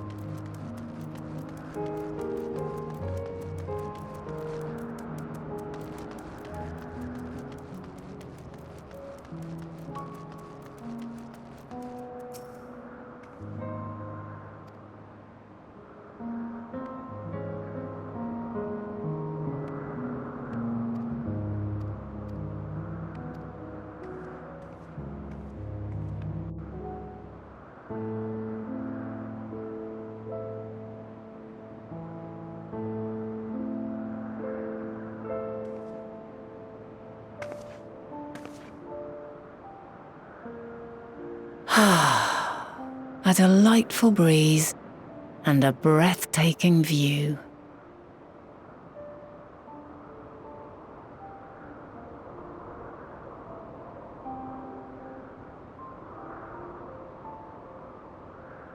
What is it like in the future?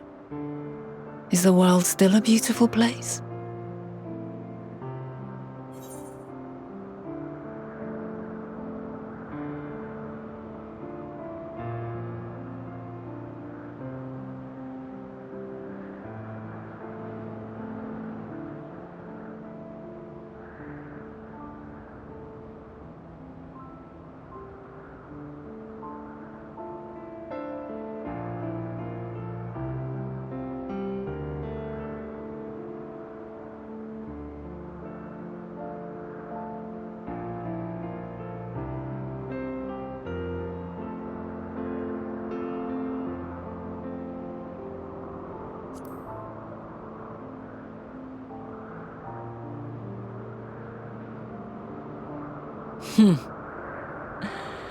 I swear I could hear the glimmer in your eyes and the adoration in your voice.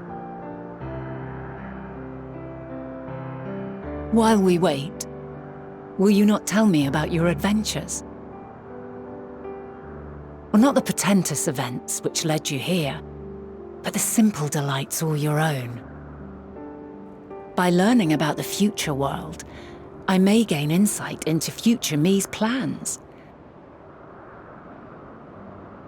But more than that, I have an interest simply as a fellow traveller.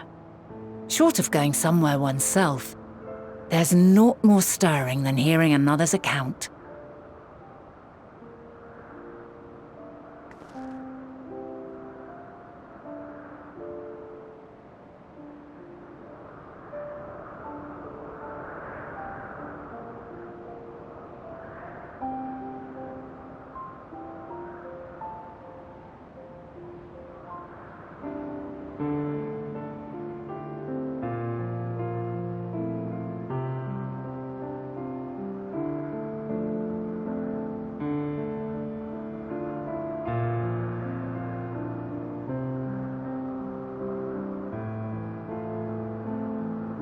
Incredible! Would that I could have been there to see it.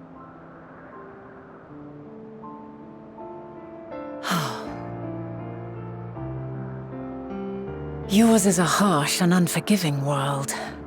Yet in spite of this, your brethren hold fast to their virtue. To know that the light of mankind's potential still shines, even in that faraway place, it gives me heart.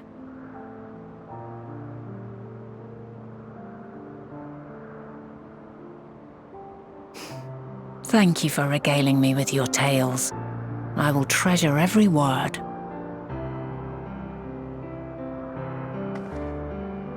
As you know, I was once a scholar, and among other things, I sought to understand the workings of the world. What exactly is ether? How formed the laws of nature? Whence sprung mankind? Riddles and mysteries beyond counting. Over the years, I have managed to find answers to some few of them. Yet rather than attain a sense of mastery, the more I understood, the more I came to hold the world and its miracles in awe. We too are miracles, each and every one of us, born of the warm breath of life that traverses the heavens, swirling through eternity. When I fully grasped the improbability of our existence, nothing felt impossible anymore. If it could be imagined, it could be done.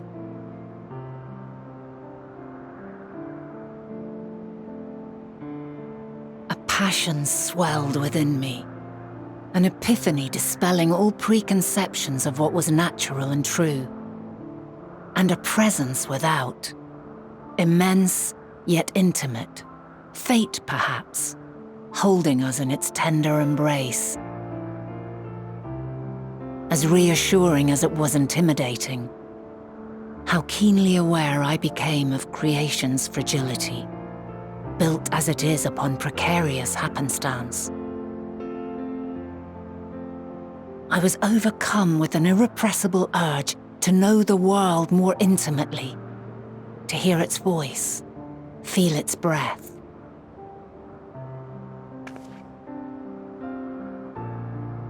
I ventured forth on a journey that very day, so very long ago now.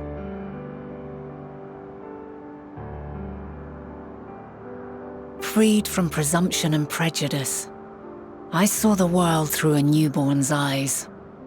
Everything fresh and new, and so beautiful. Lands that stretched on forever. Skies one could drown in, the heartbeat of nature, silent yet strong. And amidst it all a people, beacons of light and life, laughter that warmed my heart like naught else before. They are my meaning, and my purpose, my love. And so long as they need help, I cannot return to the star. Perhaps my future self is still waiting for it. The moment she can let go and walk unto the end. Safe in the knowledge that man will find his own way.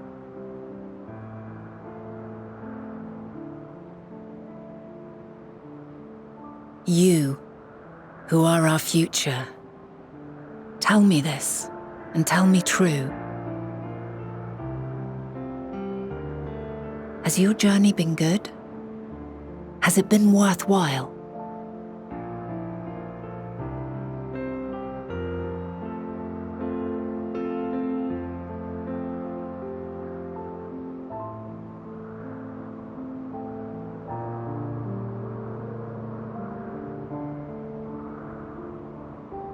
Pray forgive my lateness.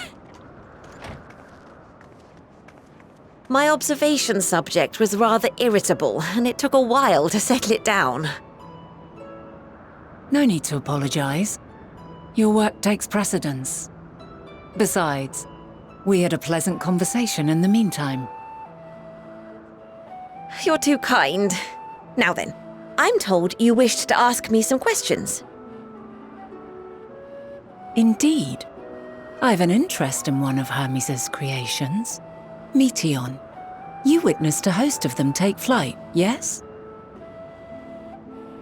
Oh, that! Yes, I did. 'Twas in the dark of the morn. I'd left the Thalassai after nocturnal observation. As I walked along, I spied a bright light climbing high into the southeastern skies.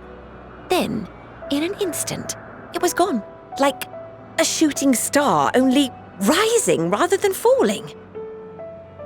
But then another shot up, then another, and another. Intrigued, I made my way to the edge to investigate. And who should I spy on an isle to the south but Hermes and Meteion, the Metea, rather. There were lots of them, and I realized They must be the shooting stars that I'd seen. A dazzling spectacle indeed. Have you spoken with Hermes about this? Oh, yes. The sight left such an impression on me that I approached him about his mystery project the very next day. Alas, he said that he couldn't reveal anything just yet, that he needed to conduct further tests. It shouldn't be long now, though.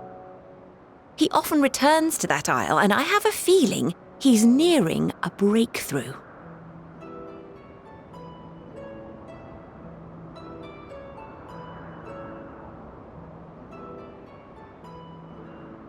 Splendid.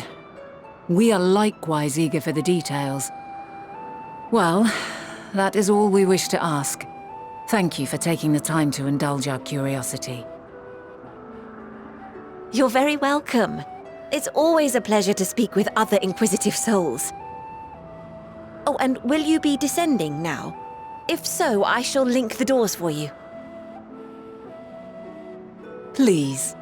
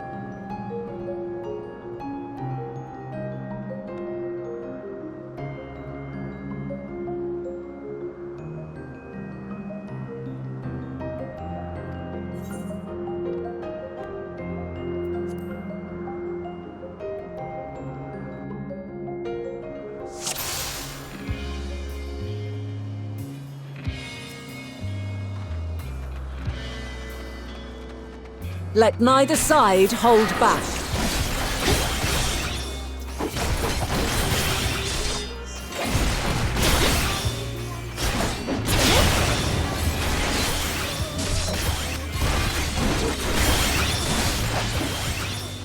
My blade sings!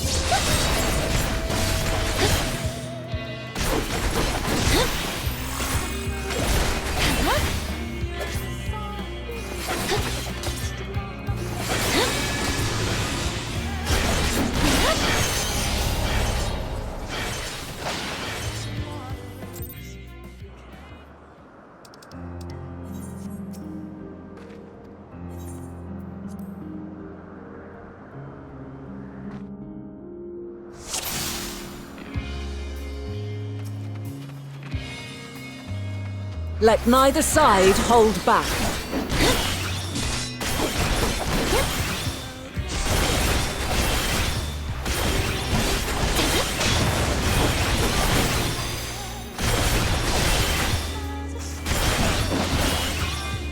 My blade sings!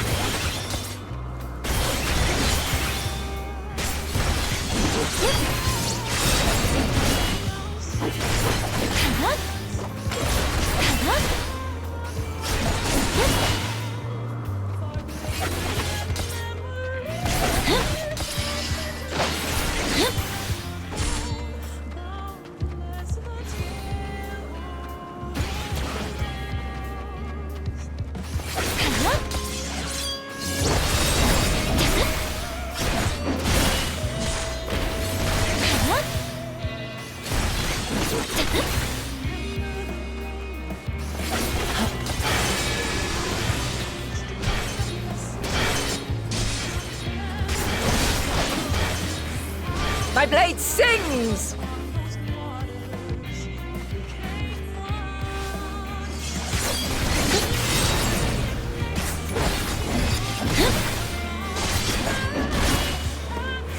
Impressive! I shall have to try something different.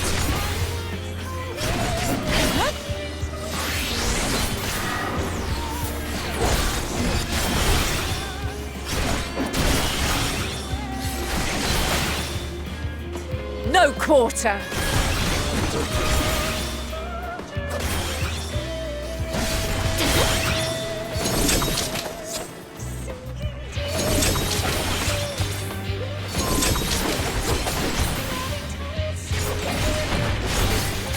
Have a taste!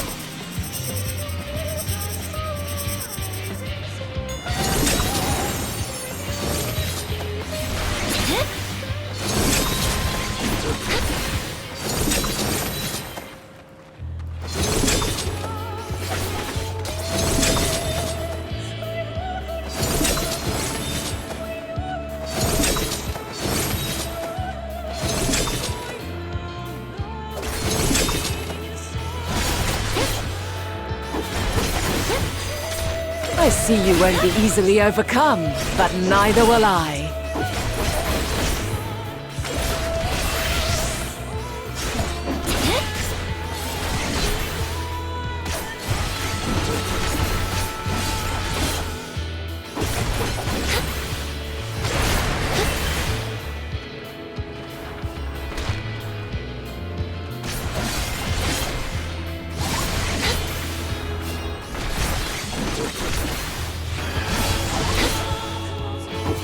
Prepare yourself!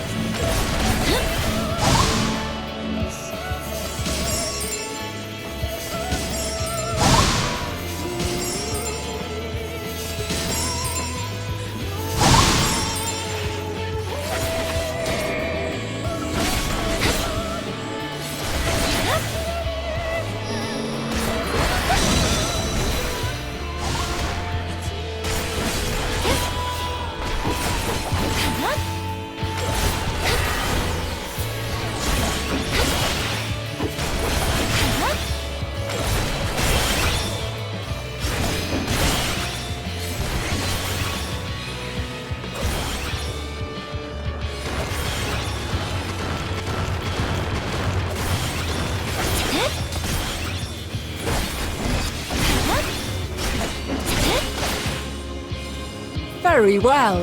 Let us move to the final trial.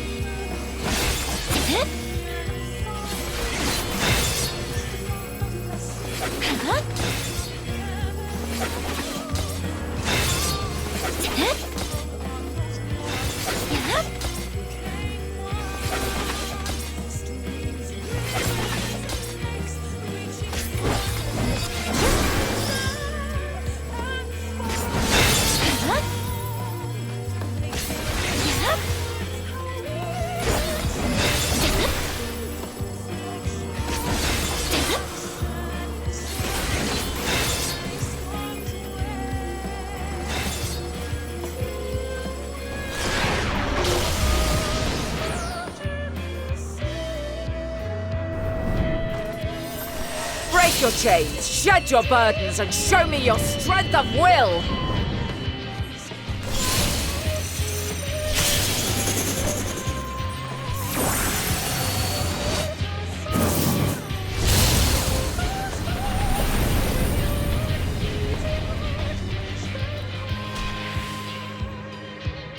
You still stand. The people of your time are more resilient than I had dared hope. I have seen enough.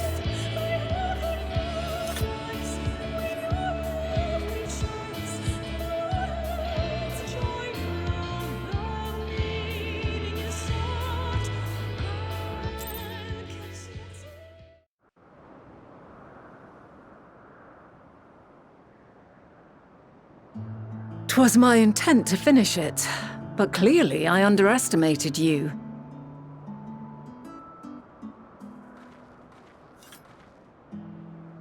One would think I never learn.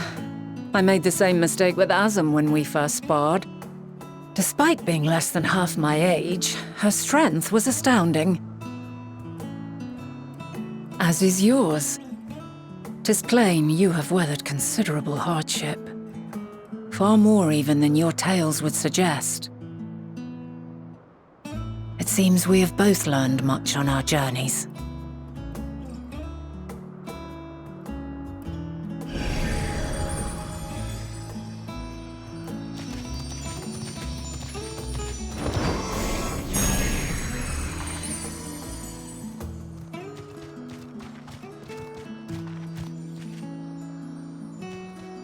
Well now, I dare say he has warmed to you. A boon to be sure. He never forgets his favorites, and is ever eager to come to their aid.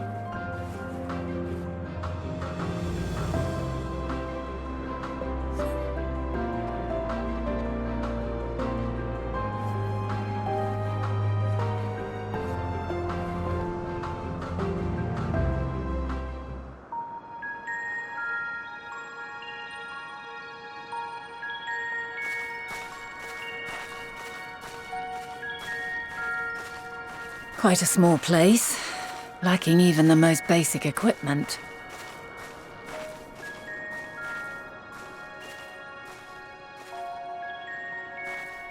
The present may yield no clues, but we may yet try perusing the past. Have you done this before?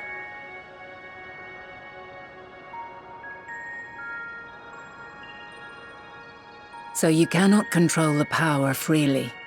Worry not. I shall assist you. Come and stand before me.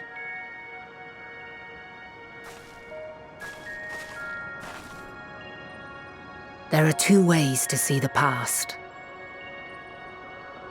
The first entails peering through the walls of the soul in the moment a subject is recalling a memory. The second requires no subject, and is instead a process of piecing together an event from ripples left in the ambient ether. As memories are etched upon the ether of the soul, so too are they etched upon the ether of the world. In this way can history be preserved. Such memories are given to fading, however, and can prove challenging to visit. But come, let us try. Close your eyes.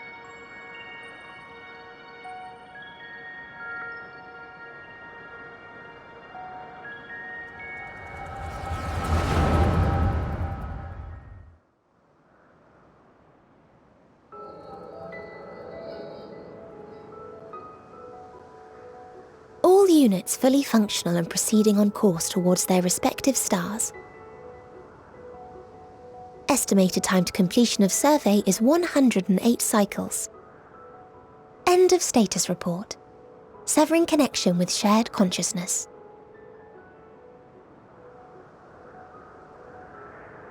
Did you hear that, Hermes? All is well.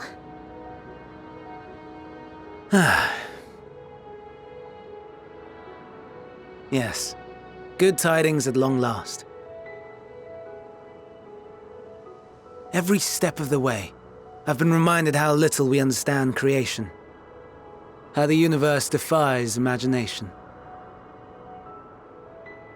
But soon we won't need to speculate. We'll know the answers. What others live for. Indeed. And we'll owe it all to you and your sisters. I wonder what answers we will get. Whatever intelligent beings that exist out there are bound to be vastly different from us. Diverse in form and culture, possessed of unique ways of thinking. Their conception of life and its purpose will be no exception. Completely and utterly unlike ours. Utterly unlike... how? I have no idea. Yet whatever answers we receive, I will not dismiss them out of hand. No, I will think earnestly on them all. Then I will share them with our people, that together we may contemplate our own existence. Perhaps then our star will become a better place. Not only for man, but for all life.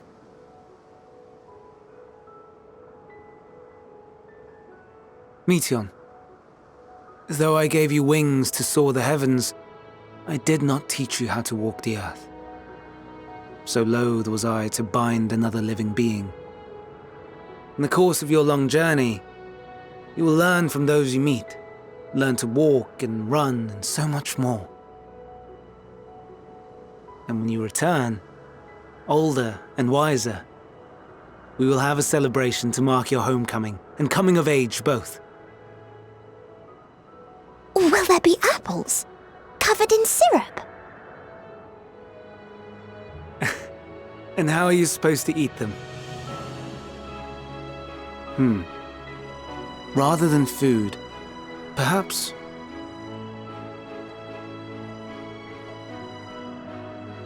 a flower. Yes. Upon your return, I will gift you a beautiful flower.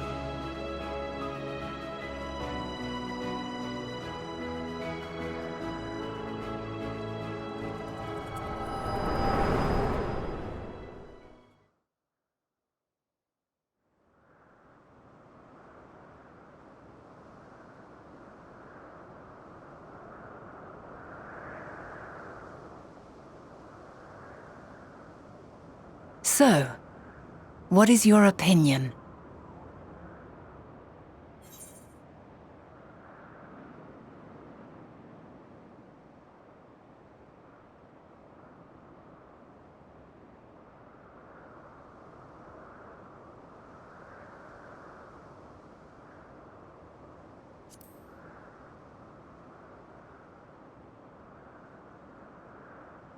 I'm inclined to agree. As we had suspected, the two are somehow involved. Yet 'tis difficult to believe that they would deliberately seek to end all life.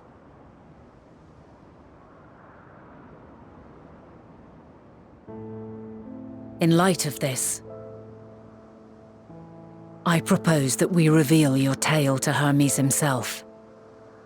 If he does not wish for the final days, as we believe, he may well join us in pursuing a solution.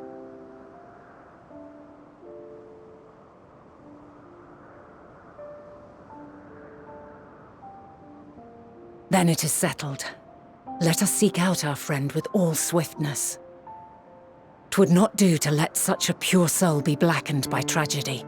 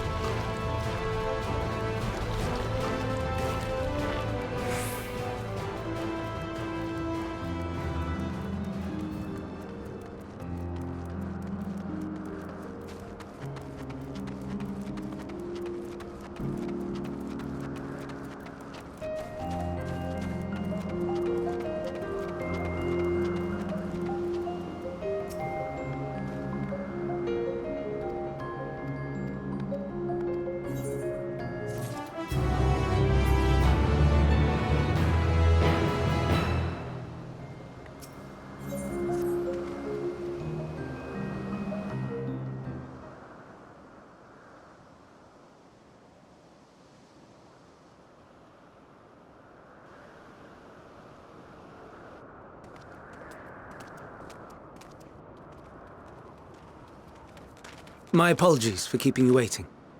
I understand there is a matter you wish to discuss. Aye. A matter of the utmost gravity, if one can suspend disbelief. Go on then. Tell him what you told us, who you are, and why you came.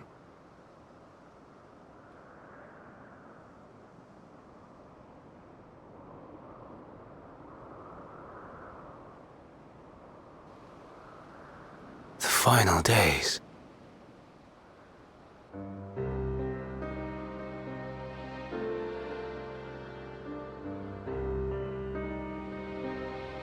The phenomena observed during these star-encompassing calamities is likely the product of a dynamis reaction.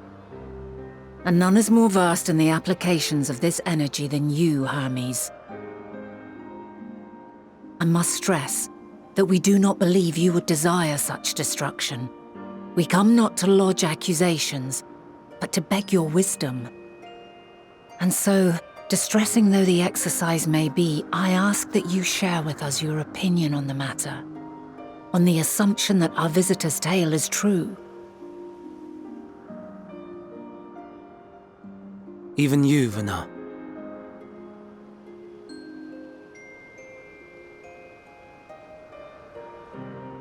As you say, the phenomena observed in the two calamities may both be attributed to dynamis.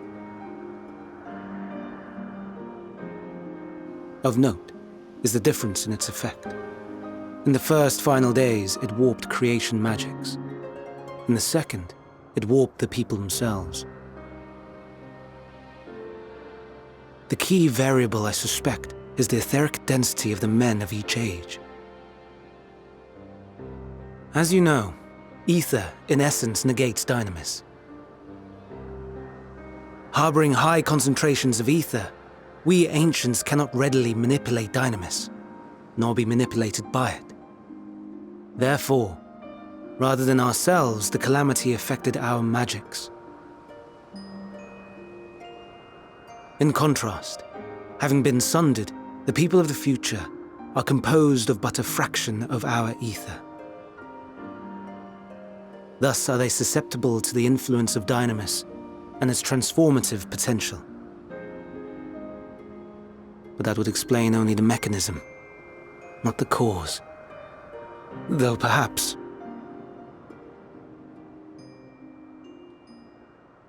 What is it?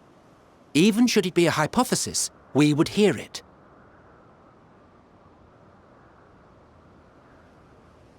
Dynamis is an energy put in motion by feelings.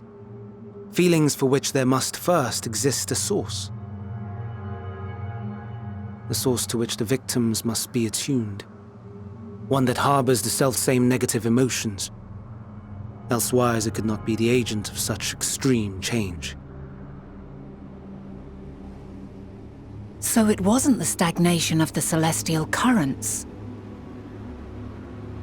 Someone, or something, is instigating the star's demise.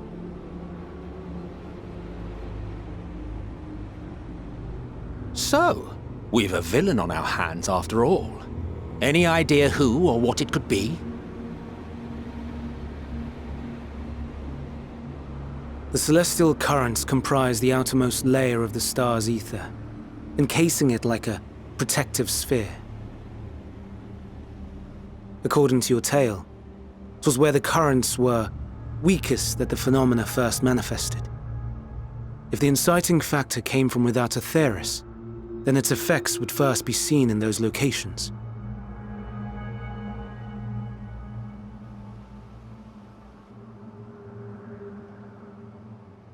Greetings. Can you hear me?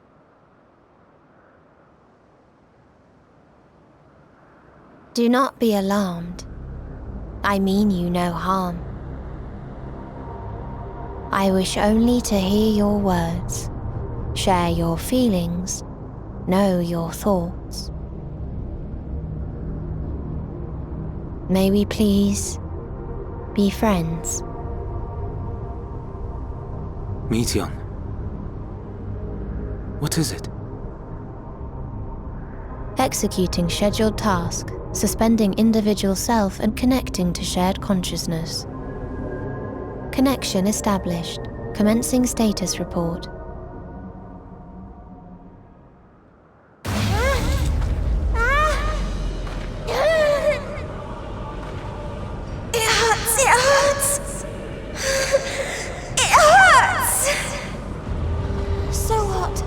So cold, so sad.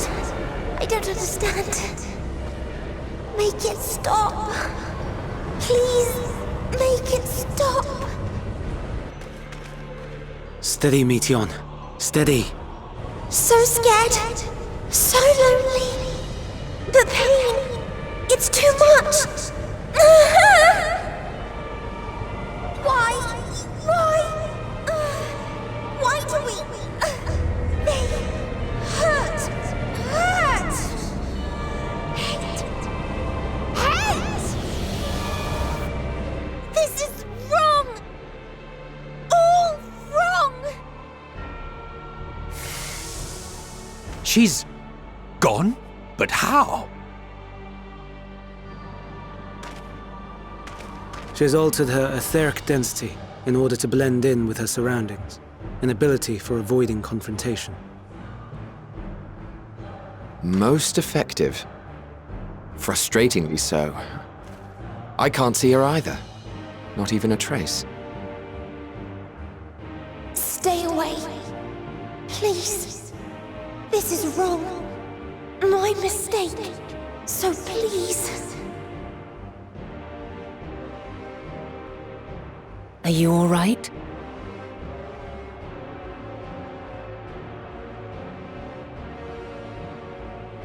In your mind? No. We only heard her speak the instant before she vanished. Of course. When communicating without words, Meteion also employs Dynamis. That would explain why you were able to hear her, when we could not. Then you are our best chance of finding her. Follow her voice and try to track her down. Hindered though we may be, let us split up and search as well.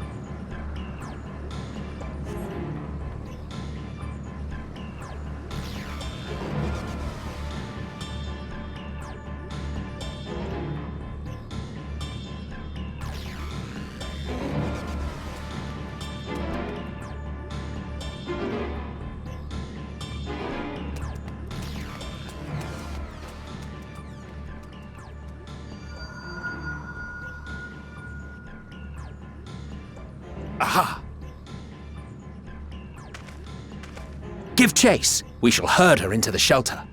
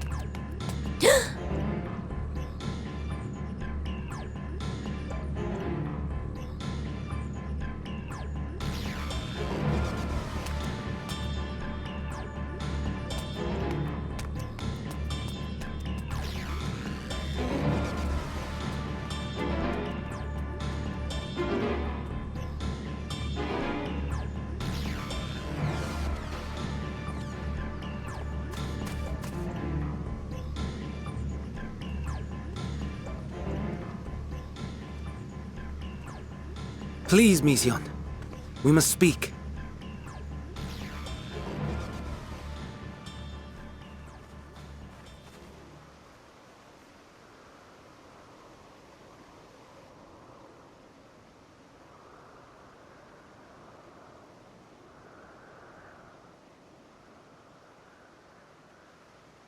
I'm sorry, Hermes. I'm so sorry.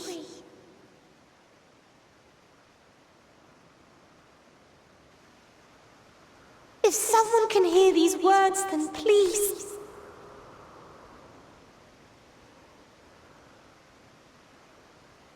Please protect them. Protect them all.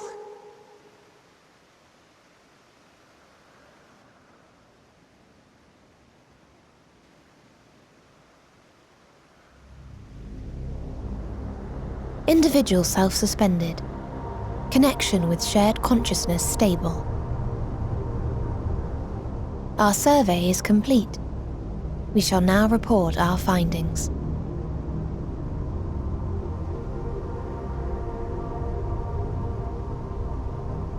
All units safely arrived at their respective destinations.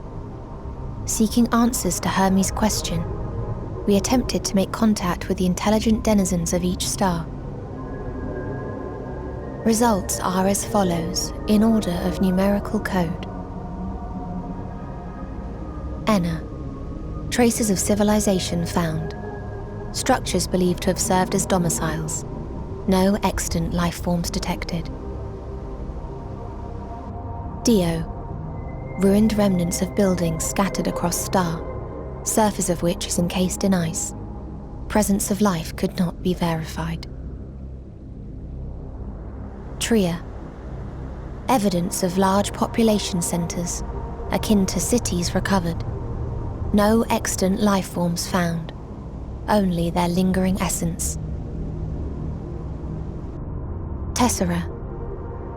Edifices surmised to be abandoned residences found. No extant life forms detected. Deadly plague or extreme environmental degradation likely to have led to mass extinction. They are all dead. Octo. Star found in state of violent conflict. Contact successfully made with inhabitants, but deployment of weapons of mass destruction resulted in total annihilation of local population shortly thereafter. Inea. Star is a barren desert. No identifiable flora found. Bones of living beings resembling men discovered beneath sands, but determination regarding their intelligence inconclusive.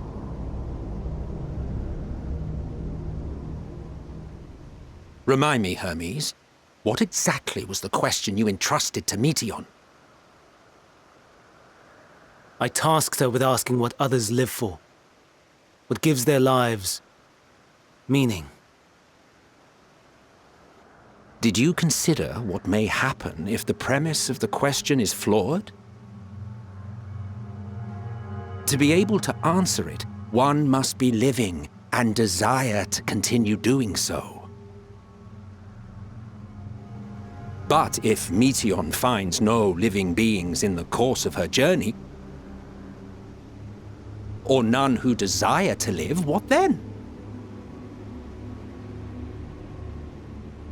What answers would she derive from their silence?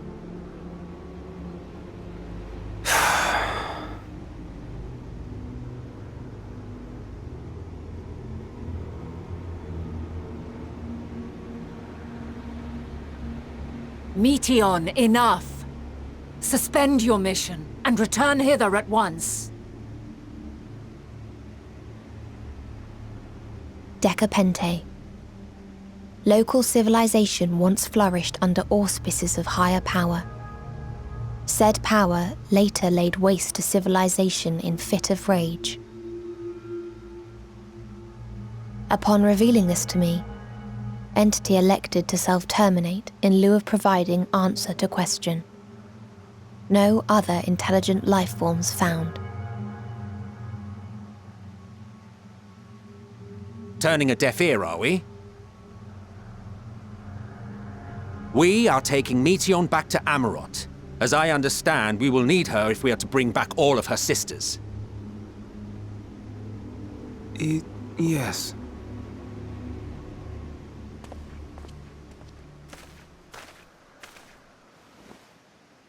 Meteion.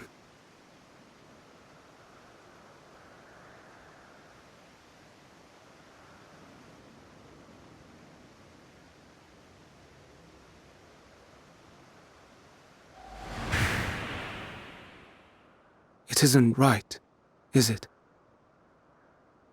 It isn't right to turn away from the answer. Even if the answer is pain.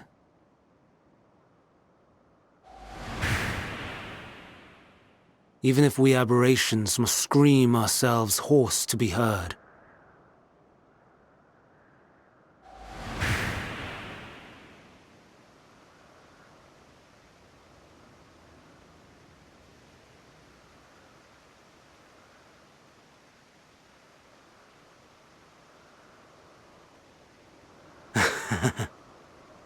Aye. Whatever answers we find, I will not dismiss them out of hand. These words I said to you, and I will hold myself to them.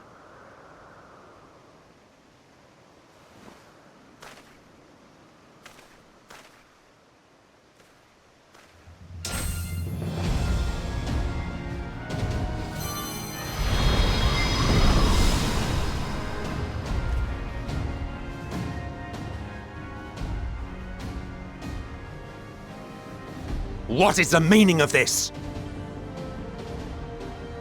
You cannot take Meteion, not until she has finished her report. All else must wait.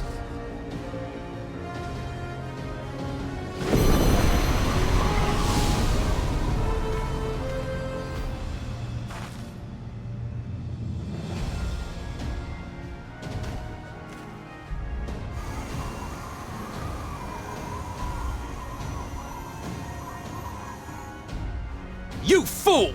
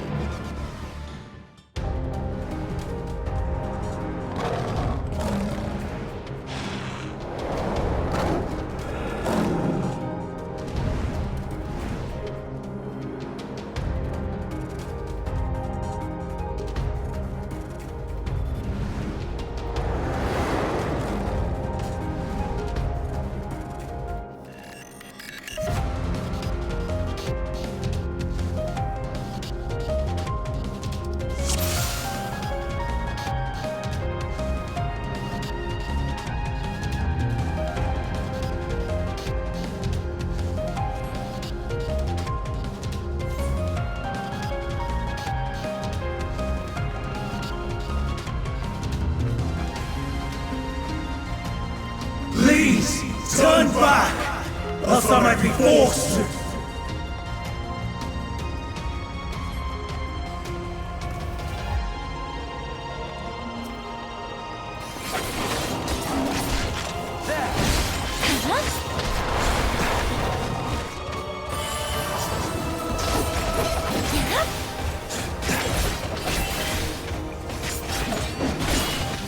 Have at you!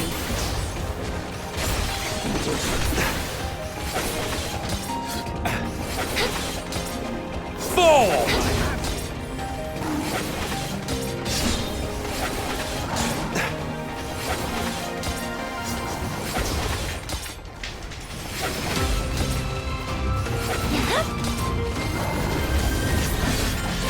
I have you.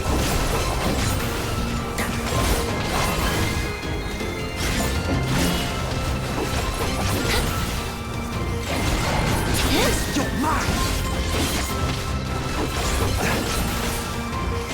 Slide through.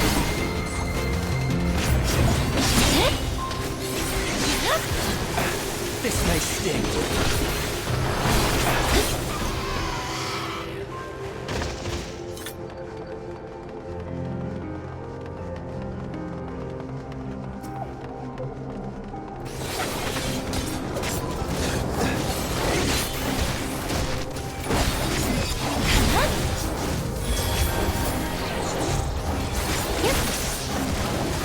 Slide through.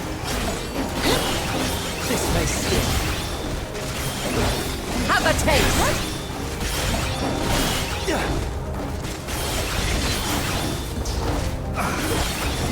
There! This may...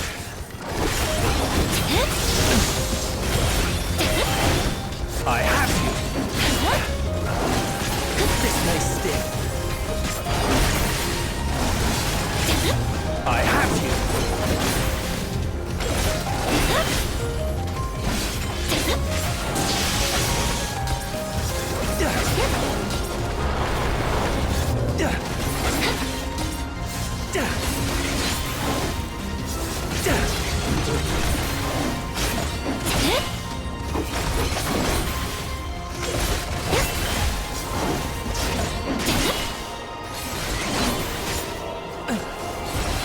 This may sting.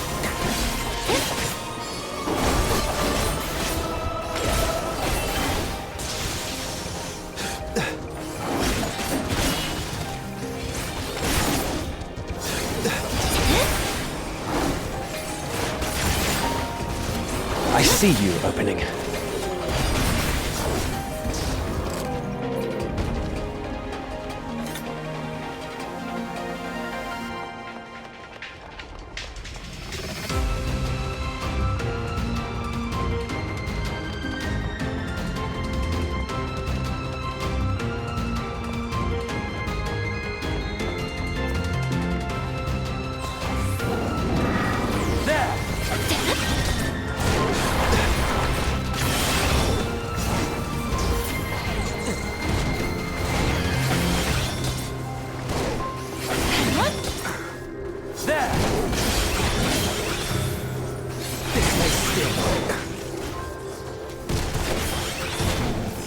This may sting.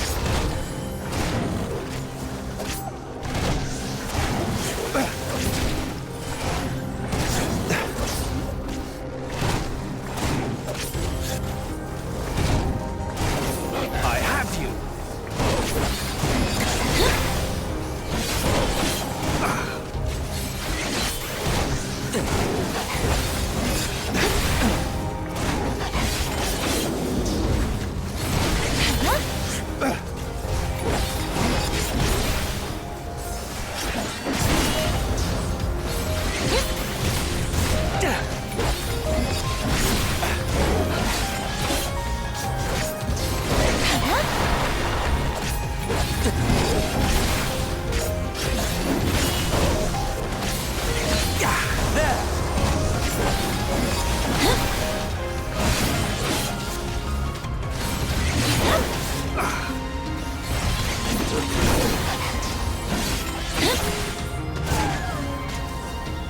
I see you opening. Slide through.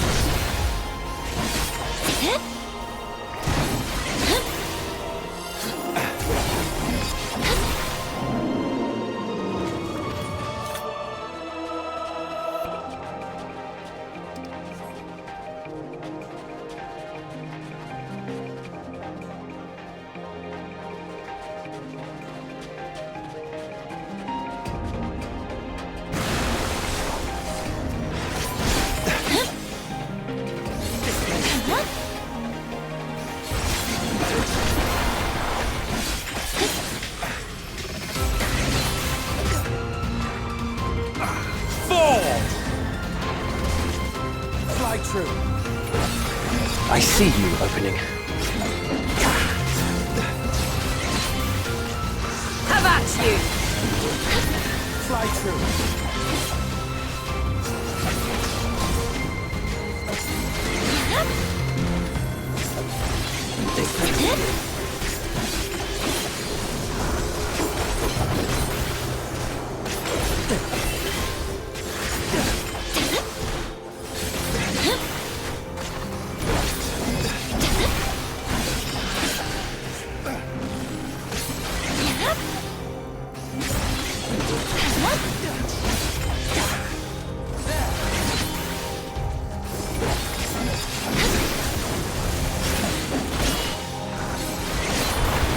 Out of my way!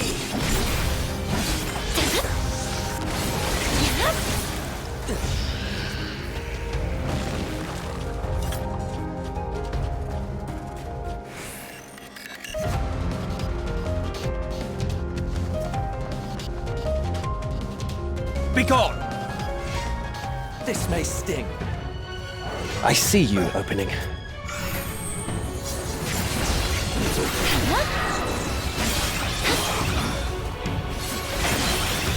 I have you.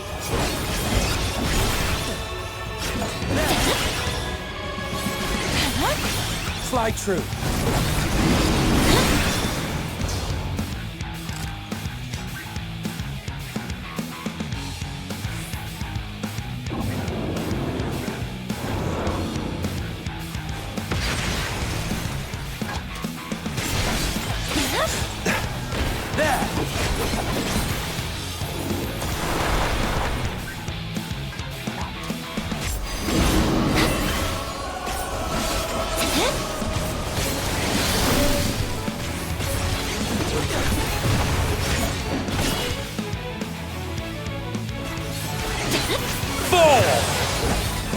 I have you.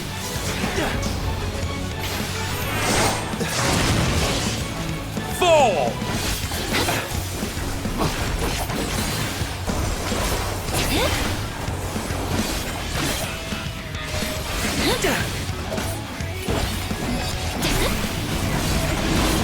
There!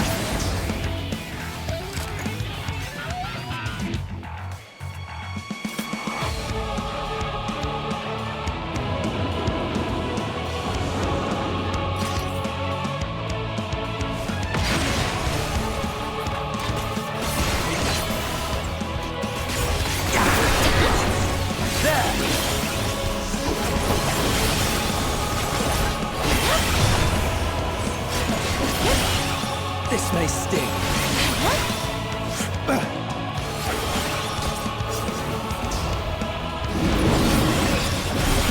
Have at you!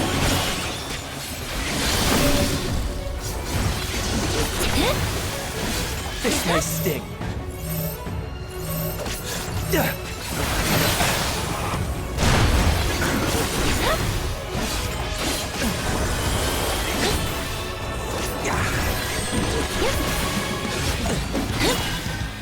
This may sting.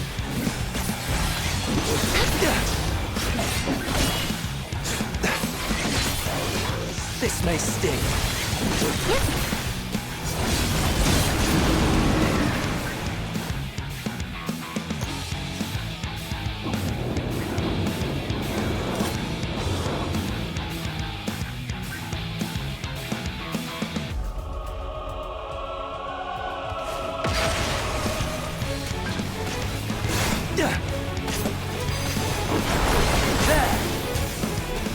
I have you!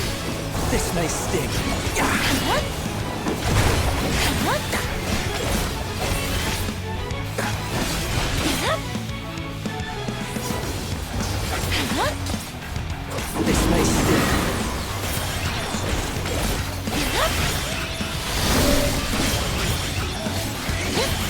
may sting.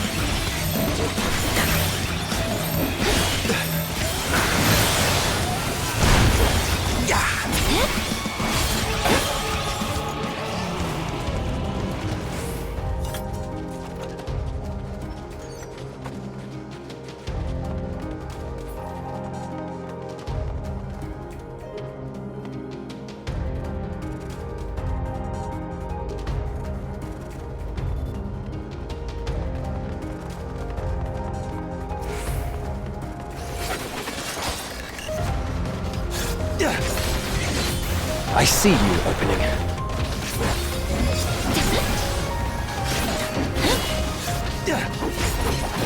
I see you opening.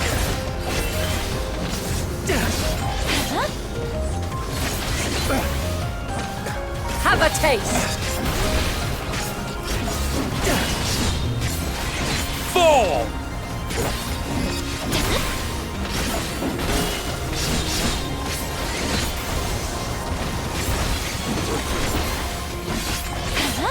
Out of my way!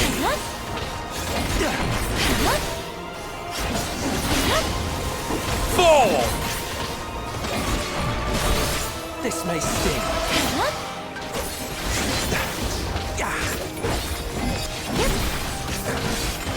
I see you opening.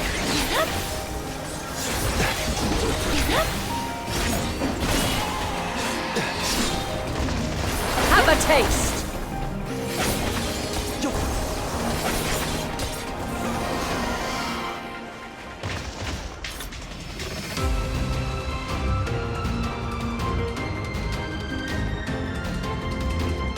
I'm warning you. Stay away!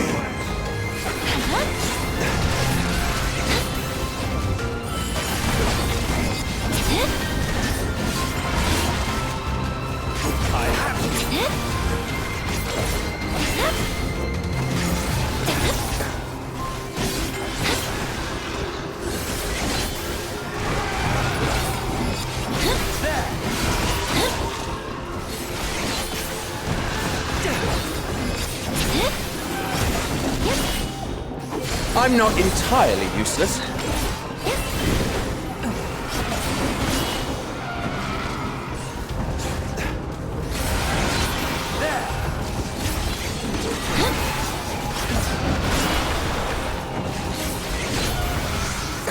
I see you opening.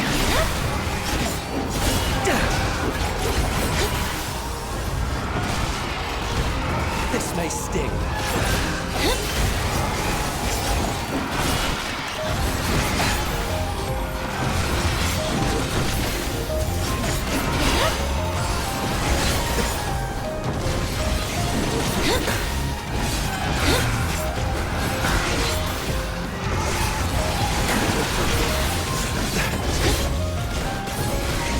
Fly true. 4! This may sting.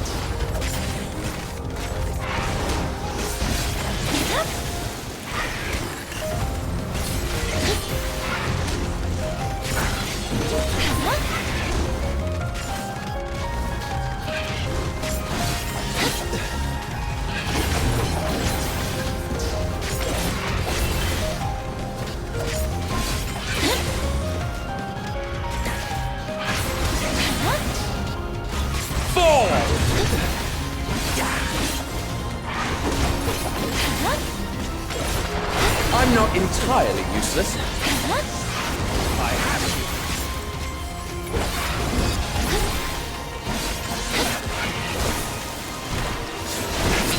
I have you. Fly through.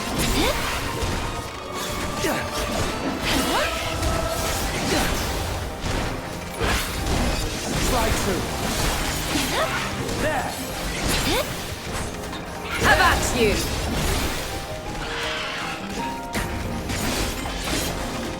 I have you.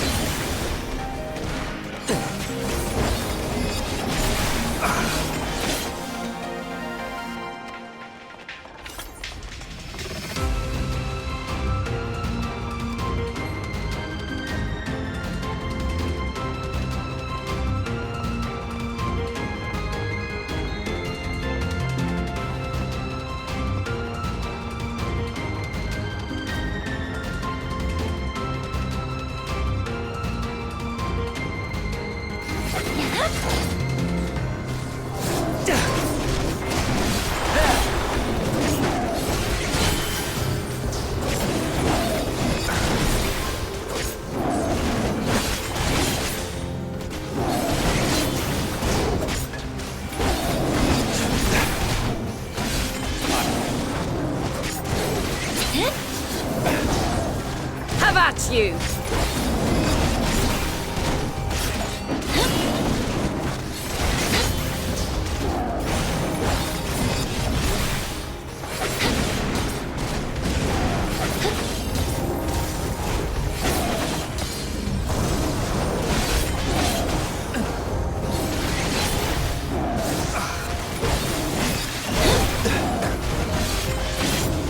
Have a taste!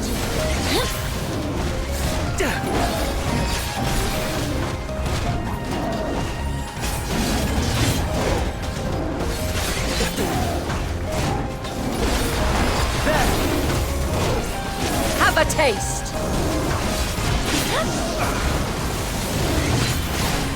Fly true. Fall! I have you. You're mine.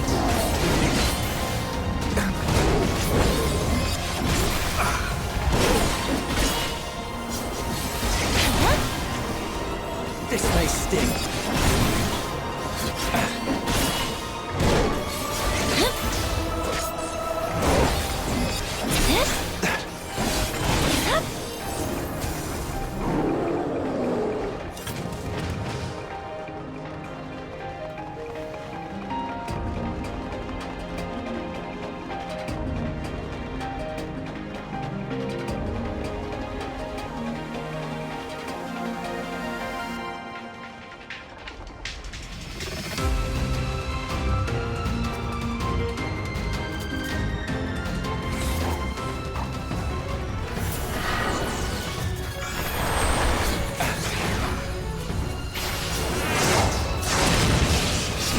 This may sting.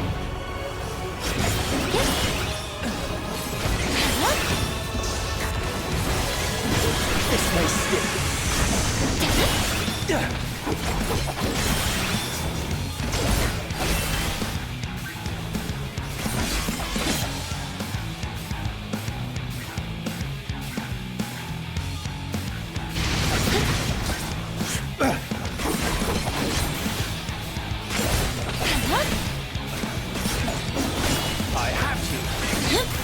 Now, it's rude to interrupt you.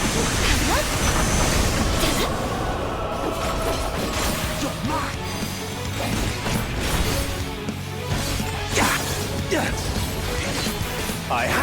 Fly true.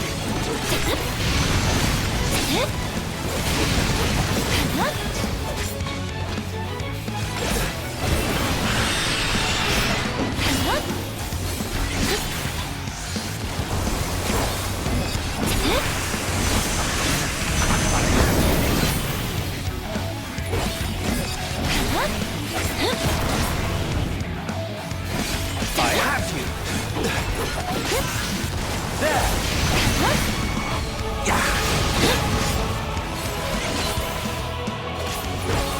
Fly true.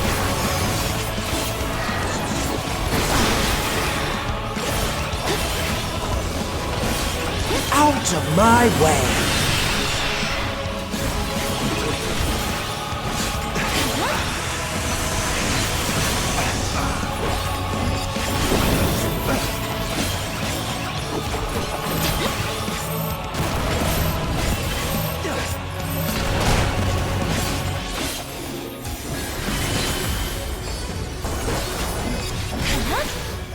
Out of my way!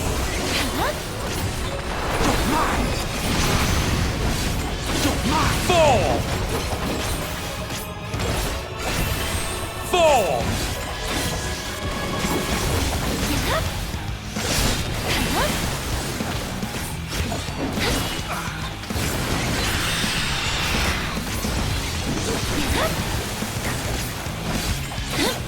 There!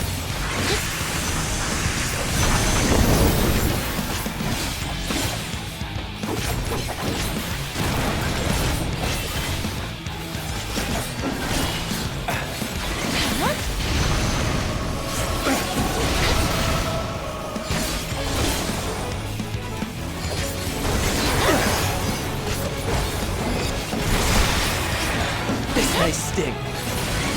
I see you opening. This may sting.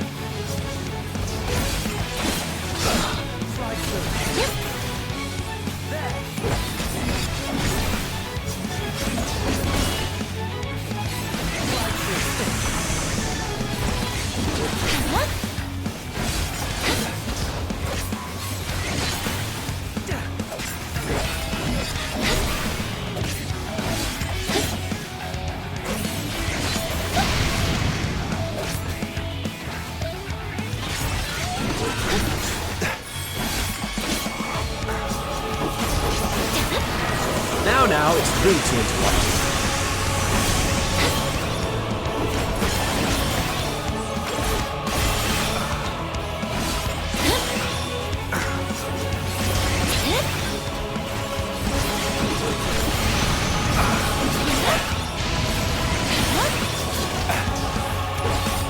see you opening. This may sting. This may sting. This may sting.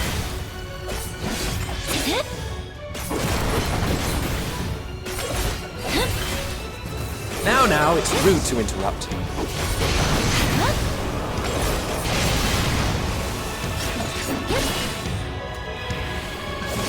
Have at you! There!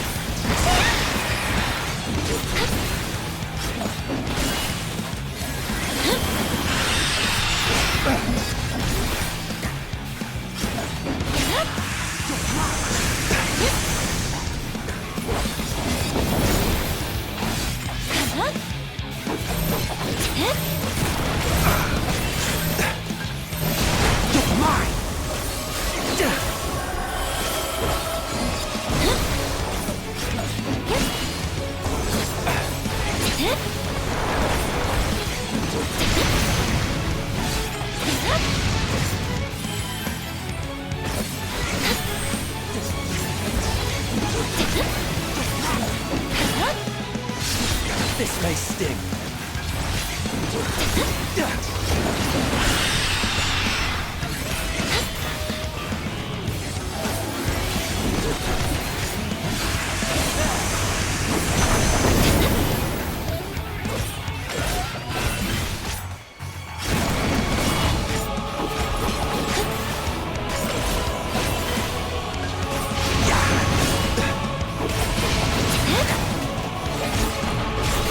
I see you opening.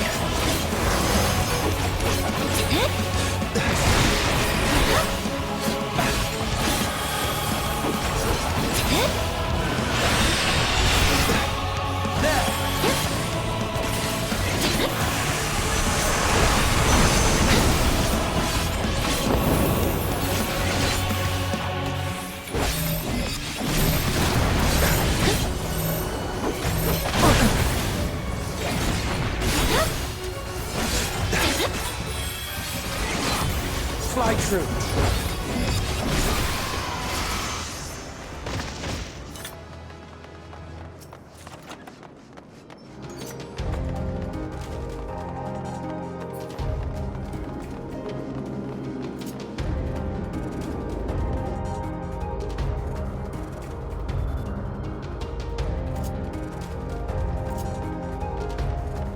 I cannot let you take Meteor.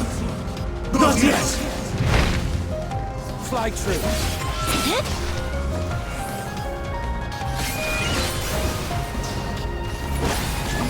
This may sting. I see you opening. This may sting.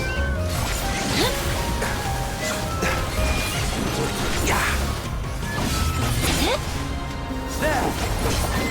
Have a taste! Have at you!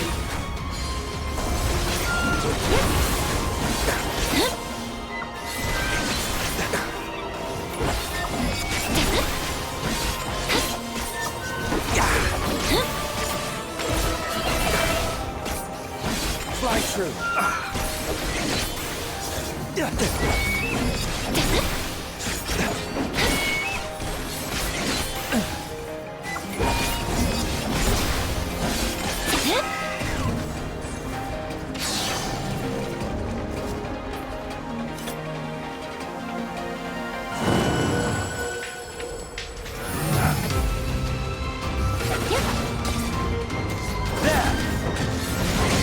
I see you opening.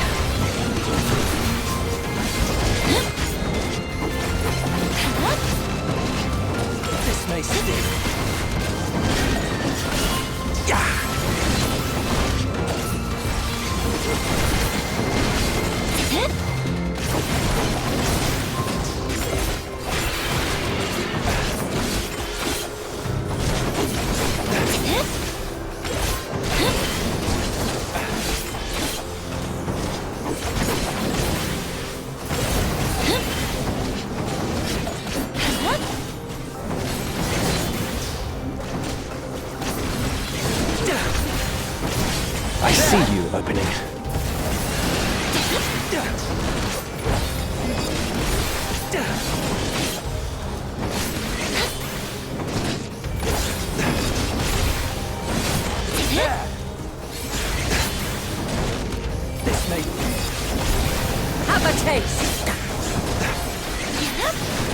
You're mine!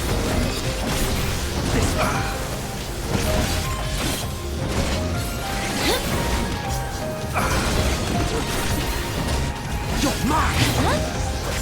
Slide through. Slide through. Out of my way!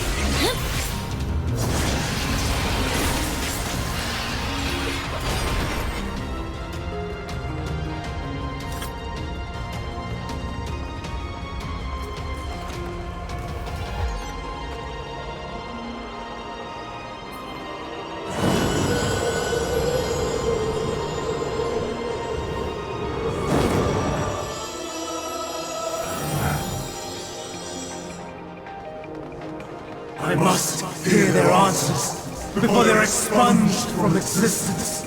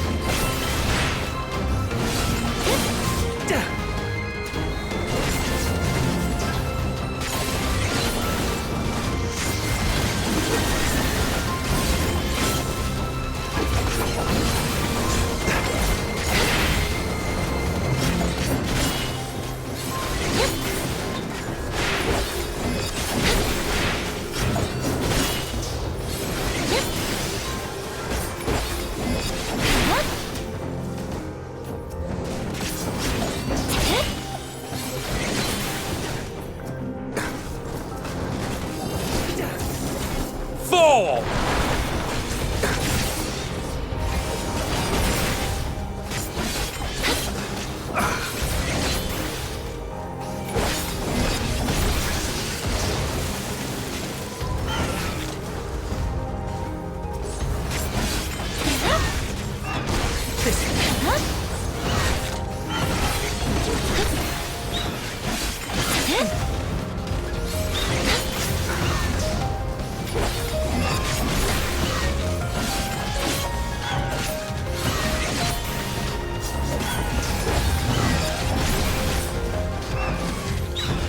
I see you opening. Out of my way!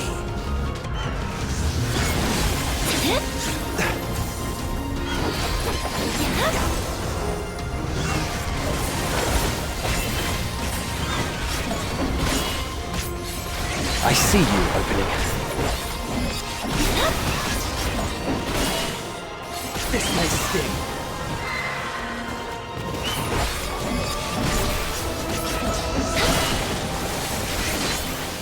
Slide through.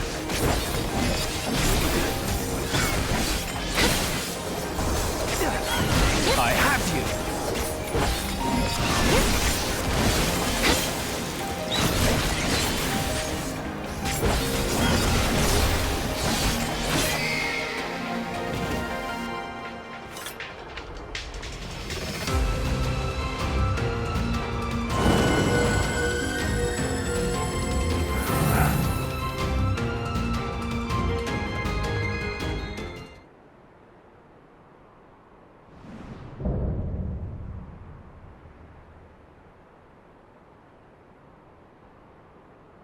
So, it comes to this.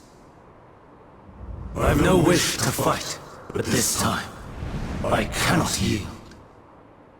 Though the world may think me a mad, desperate fool, I will hold fast to my conviction.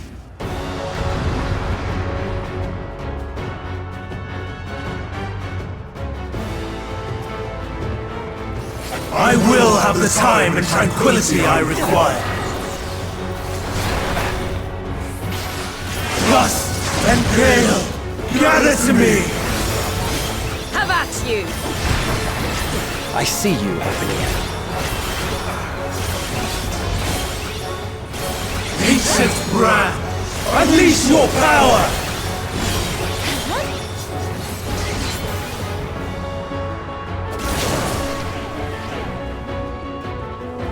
Dancing winds, pierce my foe! My way. Have a taste! This may sting. Stars on high, fall as rain!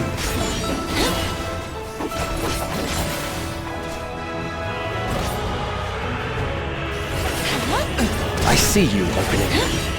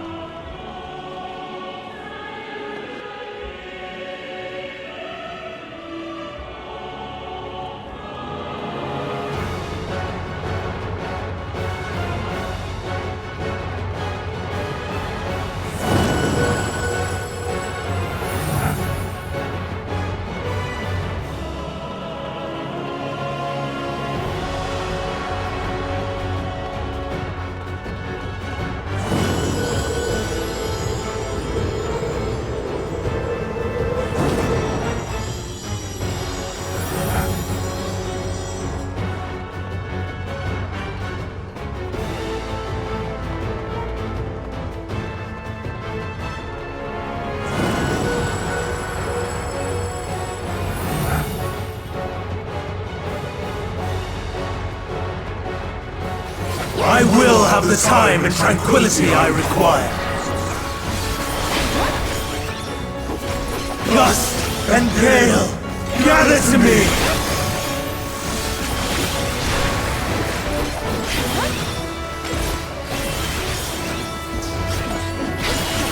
Ancient brand, Have a taste! unleash your power!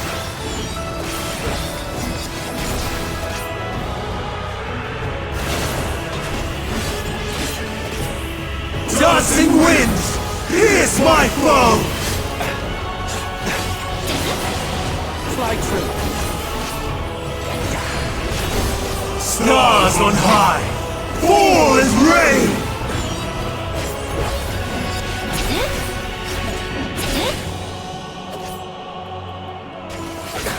This may sting.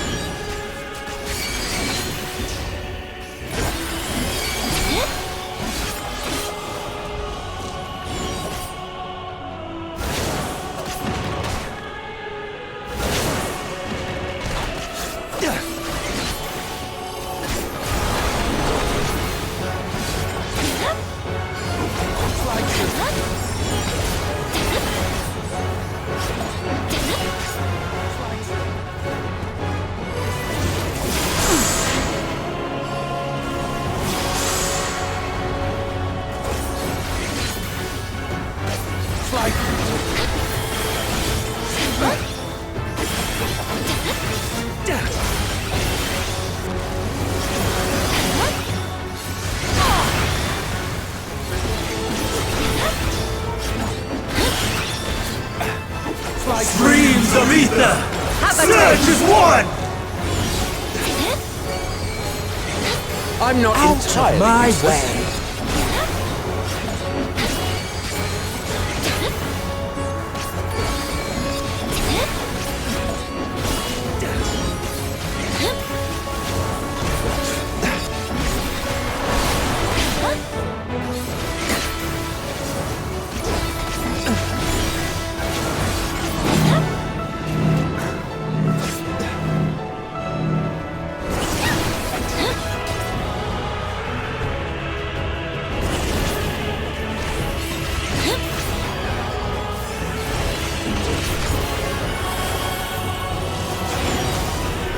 Dancing winds, pierce my foe!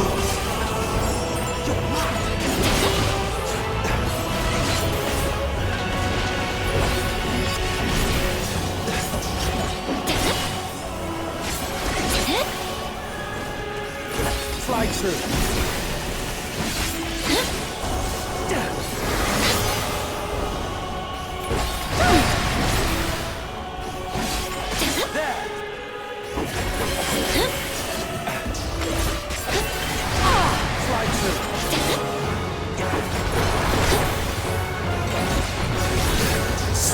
stars on high, fall as rain!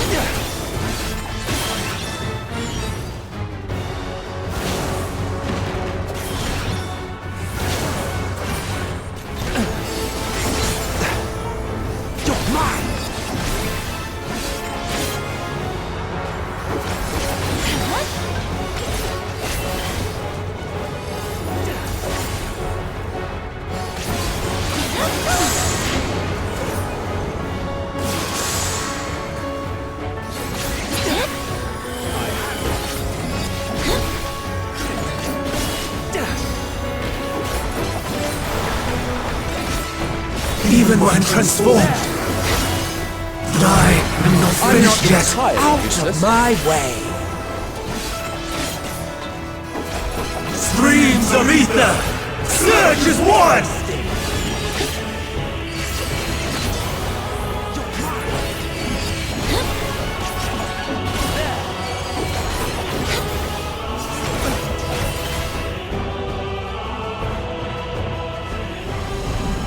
No! My power!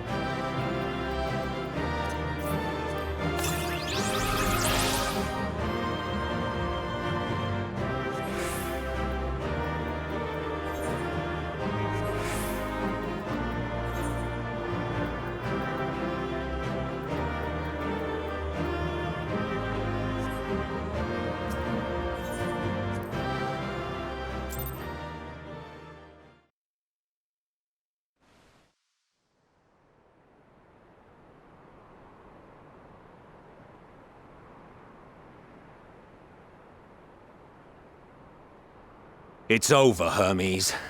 In the name of the Convocation, I hereby take Meteion into custody.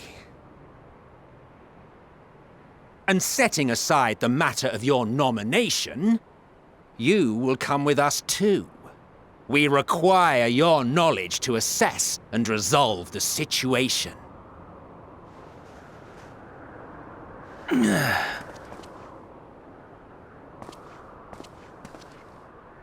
Meteion, I am so sorry.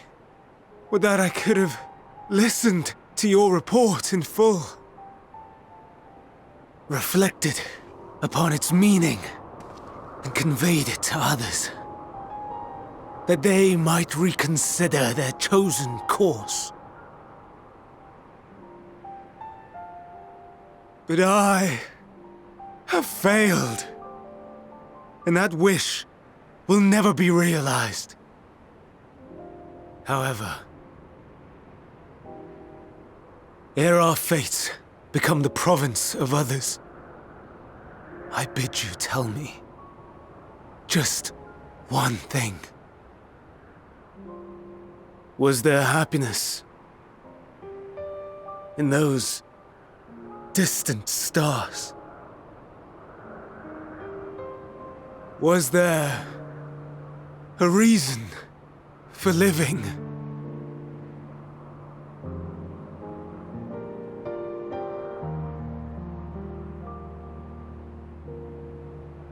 We conducted our search as per your instructions. We scoured historical records, communed with the spirits of the deceased,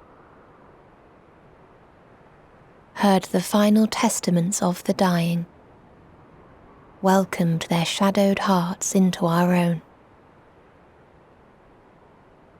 One race had striven to create a world bereft of animosity. They renounced relationships to avoid interpersonal strife, and in so doing brought about societal collapse. One race had renounced war and devoted itself to the enrichment of its people. They were conquered.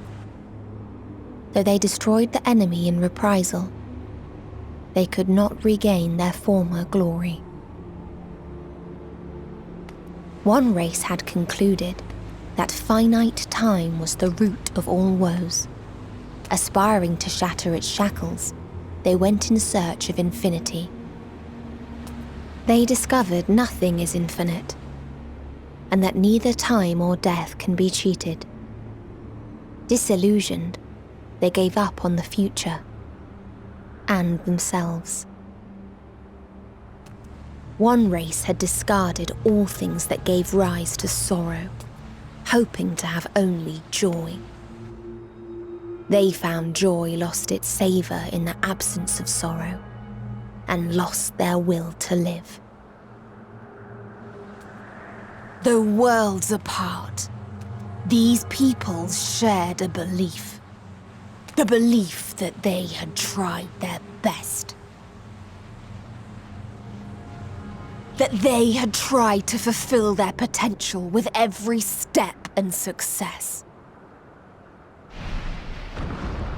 In the course of which, they learned the truth. That they would never be free of fear and sorrow, anger and despair, of loneliness, so long as they yet lived. Even now their souls cry out for oblivion. And to this song of anguish, I lend my voice. We lend our voice. Oh, beloved mankind, shimmering jewels of beautiful Etheris, rejoice, for we will free you from the cruel yoke of existence. There is no need to struggle in vain, for in nihility awaits salvation. You will know peace and serenity, and it will be beautiful. We will make our nest at the edge of the universe, and there in the dark of dead worlds hoard sorrow and suffering. There we will sing, our chorus ever louder and ever clearer, that our song may reach even this ether-shrouded star. Such is the answer we have found in the stars. Such is the gift we now offer to Etheris.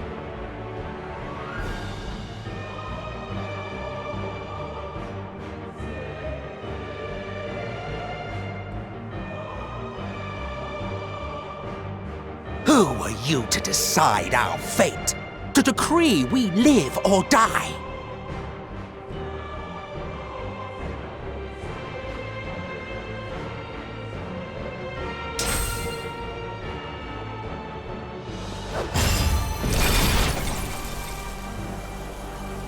Have you lost your mind?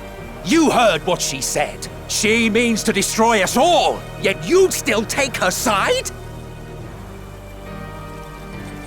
In the name of the star, we have discarded those creations that we deemed flawed.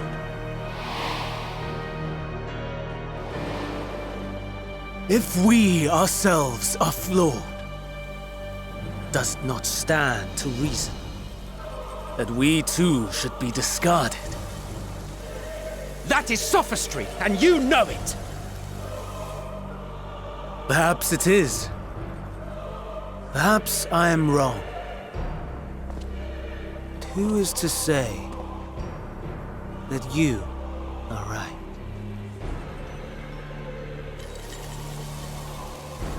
Let us settle this with a determination.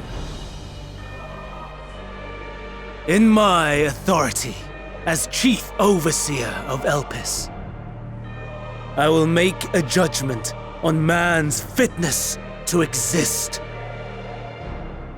If he can learn to value all life and retain his will to live, even should his end be justified, he will surely find a way to avert his demise. If not, he will perish from the start. As with all determinations, provisions must be made to ensure fairness. Kairos, awaken!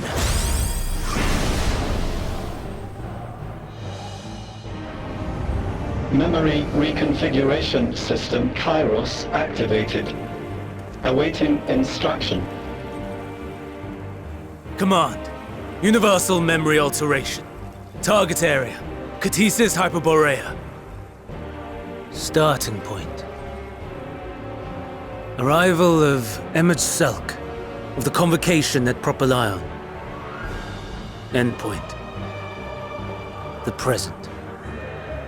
Erase the memories of all events and replace with a vague recollection of the following. I was here, preparing to demonstrate the functionality of Kairos to Emmet Selk and Hythlodaeus. Meteion's shared consciousness became unstable. She and her sisters could not sustain their existence, and all dissipated with a burst. The resultant shockwave accidentally triggered Kairos, which erased several days of memories from all present. Execute. Command acknowledged. Initializing. 3 processes remaining to execution.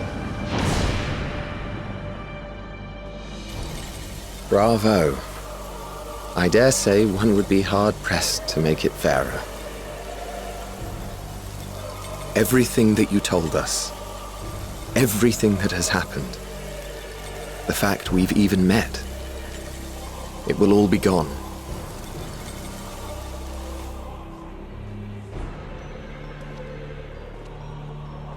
Go, Meteion. To the edge of the universe, where none can reach you.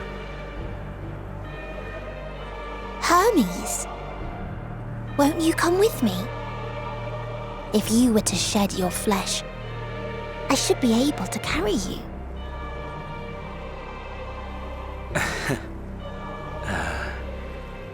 I will remain. As a man, I will oppose the oblivion you bring. Silly fool. Had you said yes, I would have granted you the gentlest end.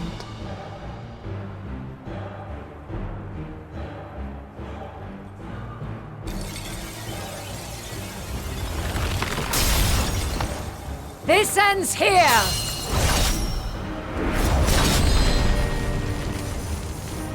Fly, Meteion!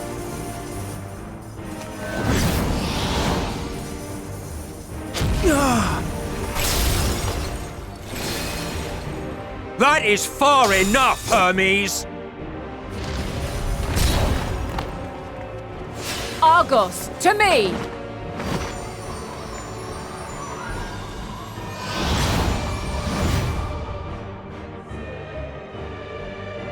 First process complete. 2 remaining to execution of memory reconfiguration. As if we needed more pressure. No matter what, you cannot forget what happened today, for it is the key to saving your future, your world. This fight is our fight. What comes after, our problem to contend with, not yours. No. Your own struggle awaits, and no one else can take your place. You must flee this place with your memories intact, and I will see that you do. Now then, where is it? There you are, my little confluence.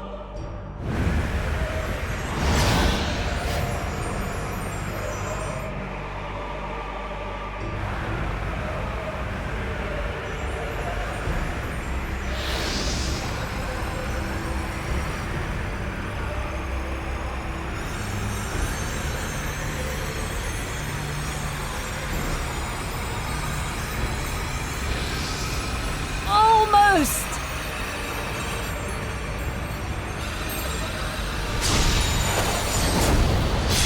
Oh! Very well, then. You may elude us this day, but not forever.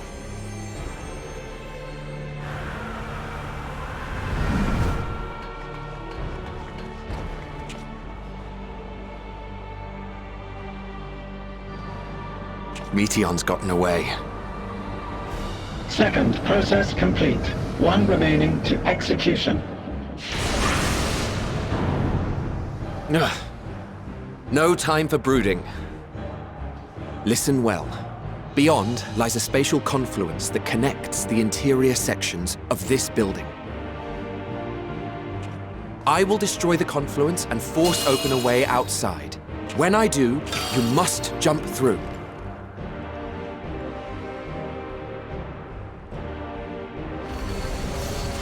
I cannot tell you how sorry I am. But neither can I let you escape!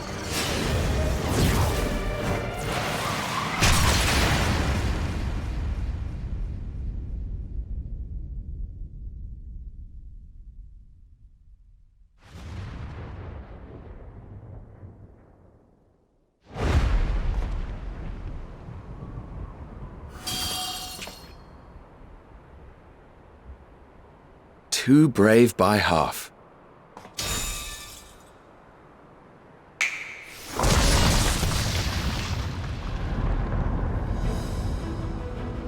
Exemplary work, as always, Emmett Selk. What? But how? I thought the confluence was... over... Over there? Yes. We were rather hoping you would.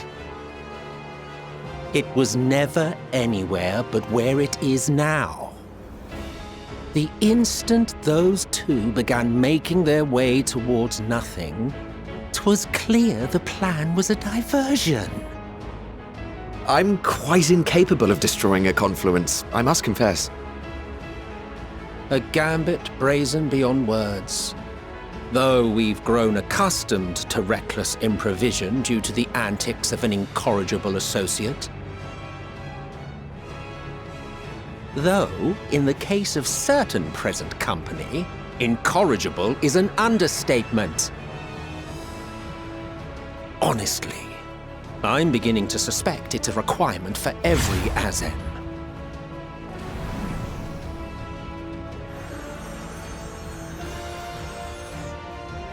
There's no time! Quickly! Even now, I do not believe your tale. I would not suffer us to walk such a wretched path. Still, if it must be said,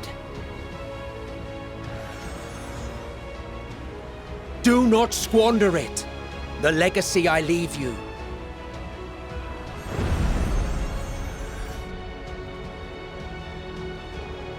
Final process complete. Executing universal memory alteration.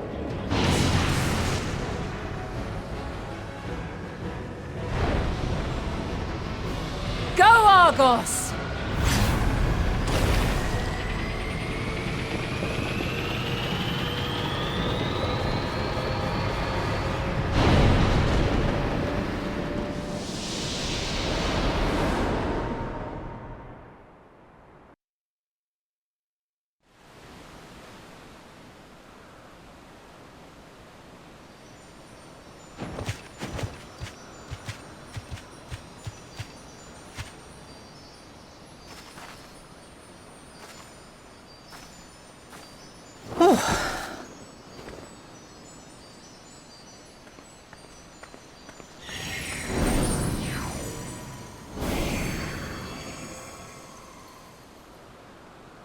I'm fine. Just a little tired.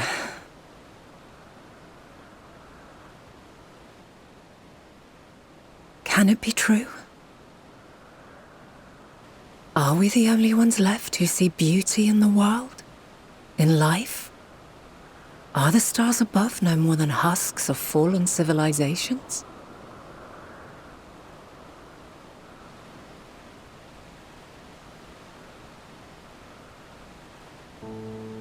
And yet, I feel her.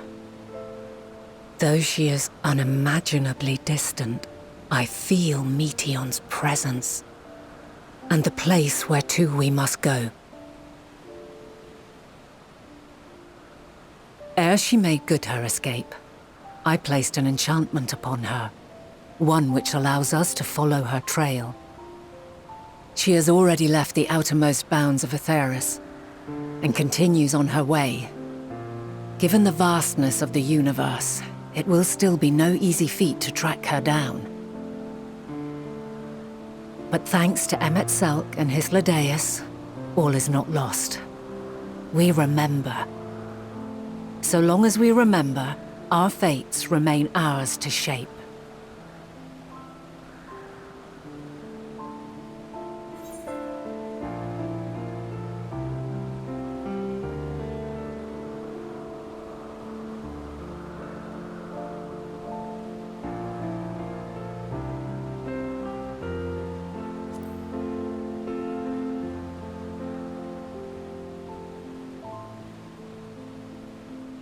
I'd like to know too. Let us ascertain the situation at Kutisis Hyperborea, where they should still be.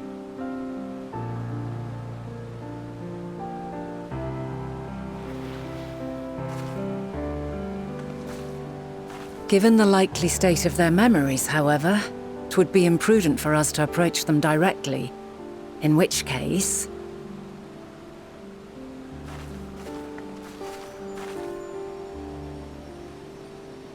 I am sorry, my friend. I've asked much of you this day. But may I trouble you one last time?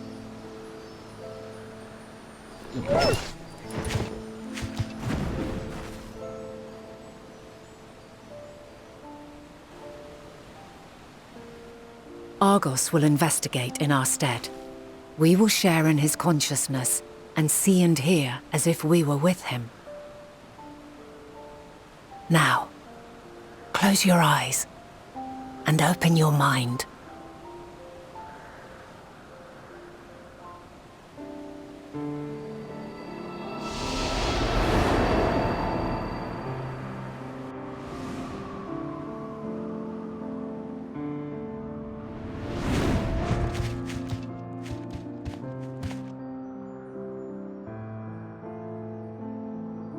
Thank goodness you are unharmed.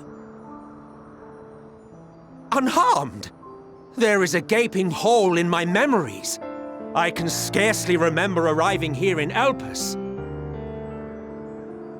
Forgive me. I was preparing to demonstrate the functionality of Kairos to our guests. But Meteion, her shared consciousness became unstable. And she... So, that's what prompted the state of alert. And when you went to investigate, you were caught in Kairos's accidental operation. So it would seem. It's all a blur to me. Such an unfortunate accident. Oh, and what of Venar and your other companion? You went inside together, as I recall. We did?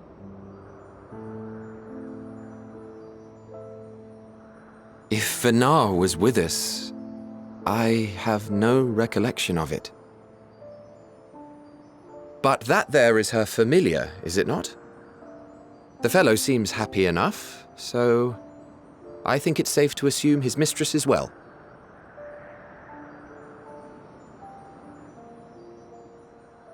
I haven't the slightest notion who this other companion might be, however. Well, that individual struck me as a bit different, for want of a better word. Perhaps it wasn't actually a person, but some manner of creation. Curious. I must ask Vinar about it when next we meet. Yes, you do that. Now, if we may tend to Hermes, whatever this Meteion did, it seems he bore the brunt of it. Once you are fit to travel, you will return with us to Amarot. We need to make certain there are no other ill effects. Also, I am here on business of the 14. We've already had the conversation, like as not, but since your toy wiped my memory, we'll have to have it again. Yes, of course. As you see fit. This Kairos, it manipulates memories through the emission of etheric waves, correct? There is a theory which holds that memories scoured by blasts of ether are restored when the soul is cleansed in the underworld. If true, then perhaps when our time comes to return to the star, we shall remember these few days we have lost. I doubt aught of interest occurred. Look forward to the revelation if you like, but I should prefer to reminisce on more meaningful moments.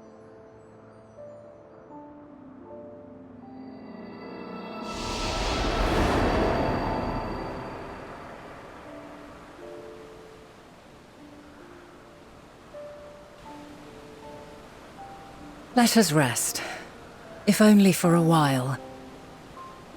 After all, you and I... Oh, we still have a long, long way to go.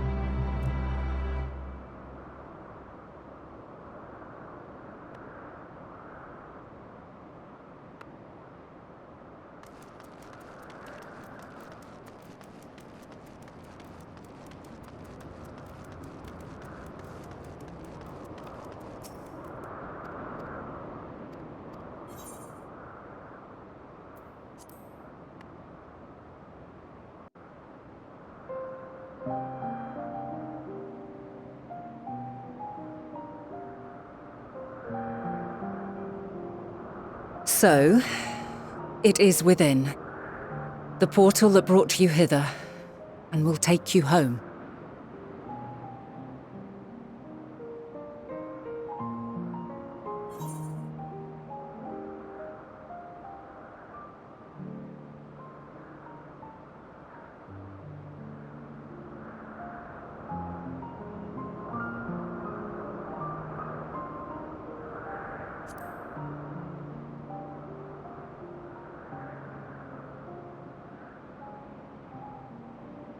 May you and yours emerge triumphant.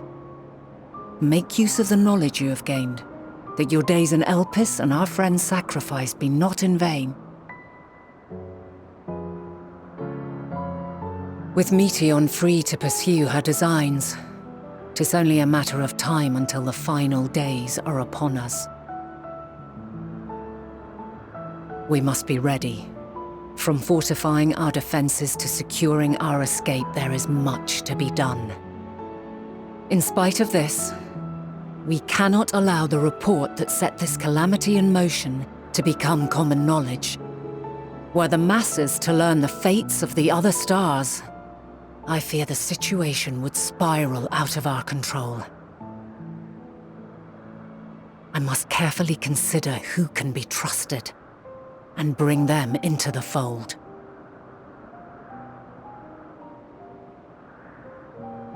Ordinarily, I wouldn't hesitate to call upon the 14. However, it was the desire for a fair determination that drove Hermes to attempt to erase our memories. Were he made aware of his actions, there is no telling whether he would remain a friend or become a foe. Alternately, we might try to alienate him from the convocation. Yet in doing so, we would deprive ourselves of a brilliant mind who would be invaluable in the crises to come. Quite the dilemma. Which is why I must work independently of the convocation. Regardless of how we proceed, if we are to permanently avert the final days, we must be equal to Hermes' challenge. We must prove that mankind is worthy to exist. And this hinges, I think, on how we confront the all-consuming despair that accompanies a senseless and seemingly inevitable end.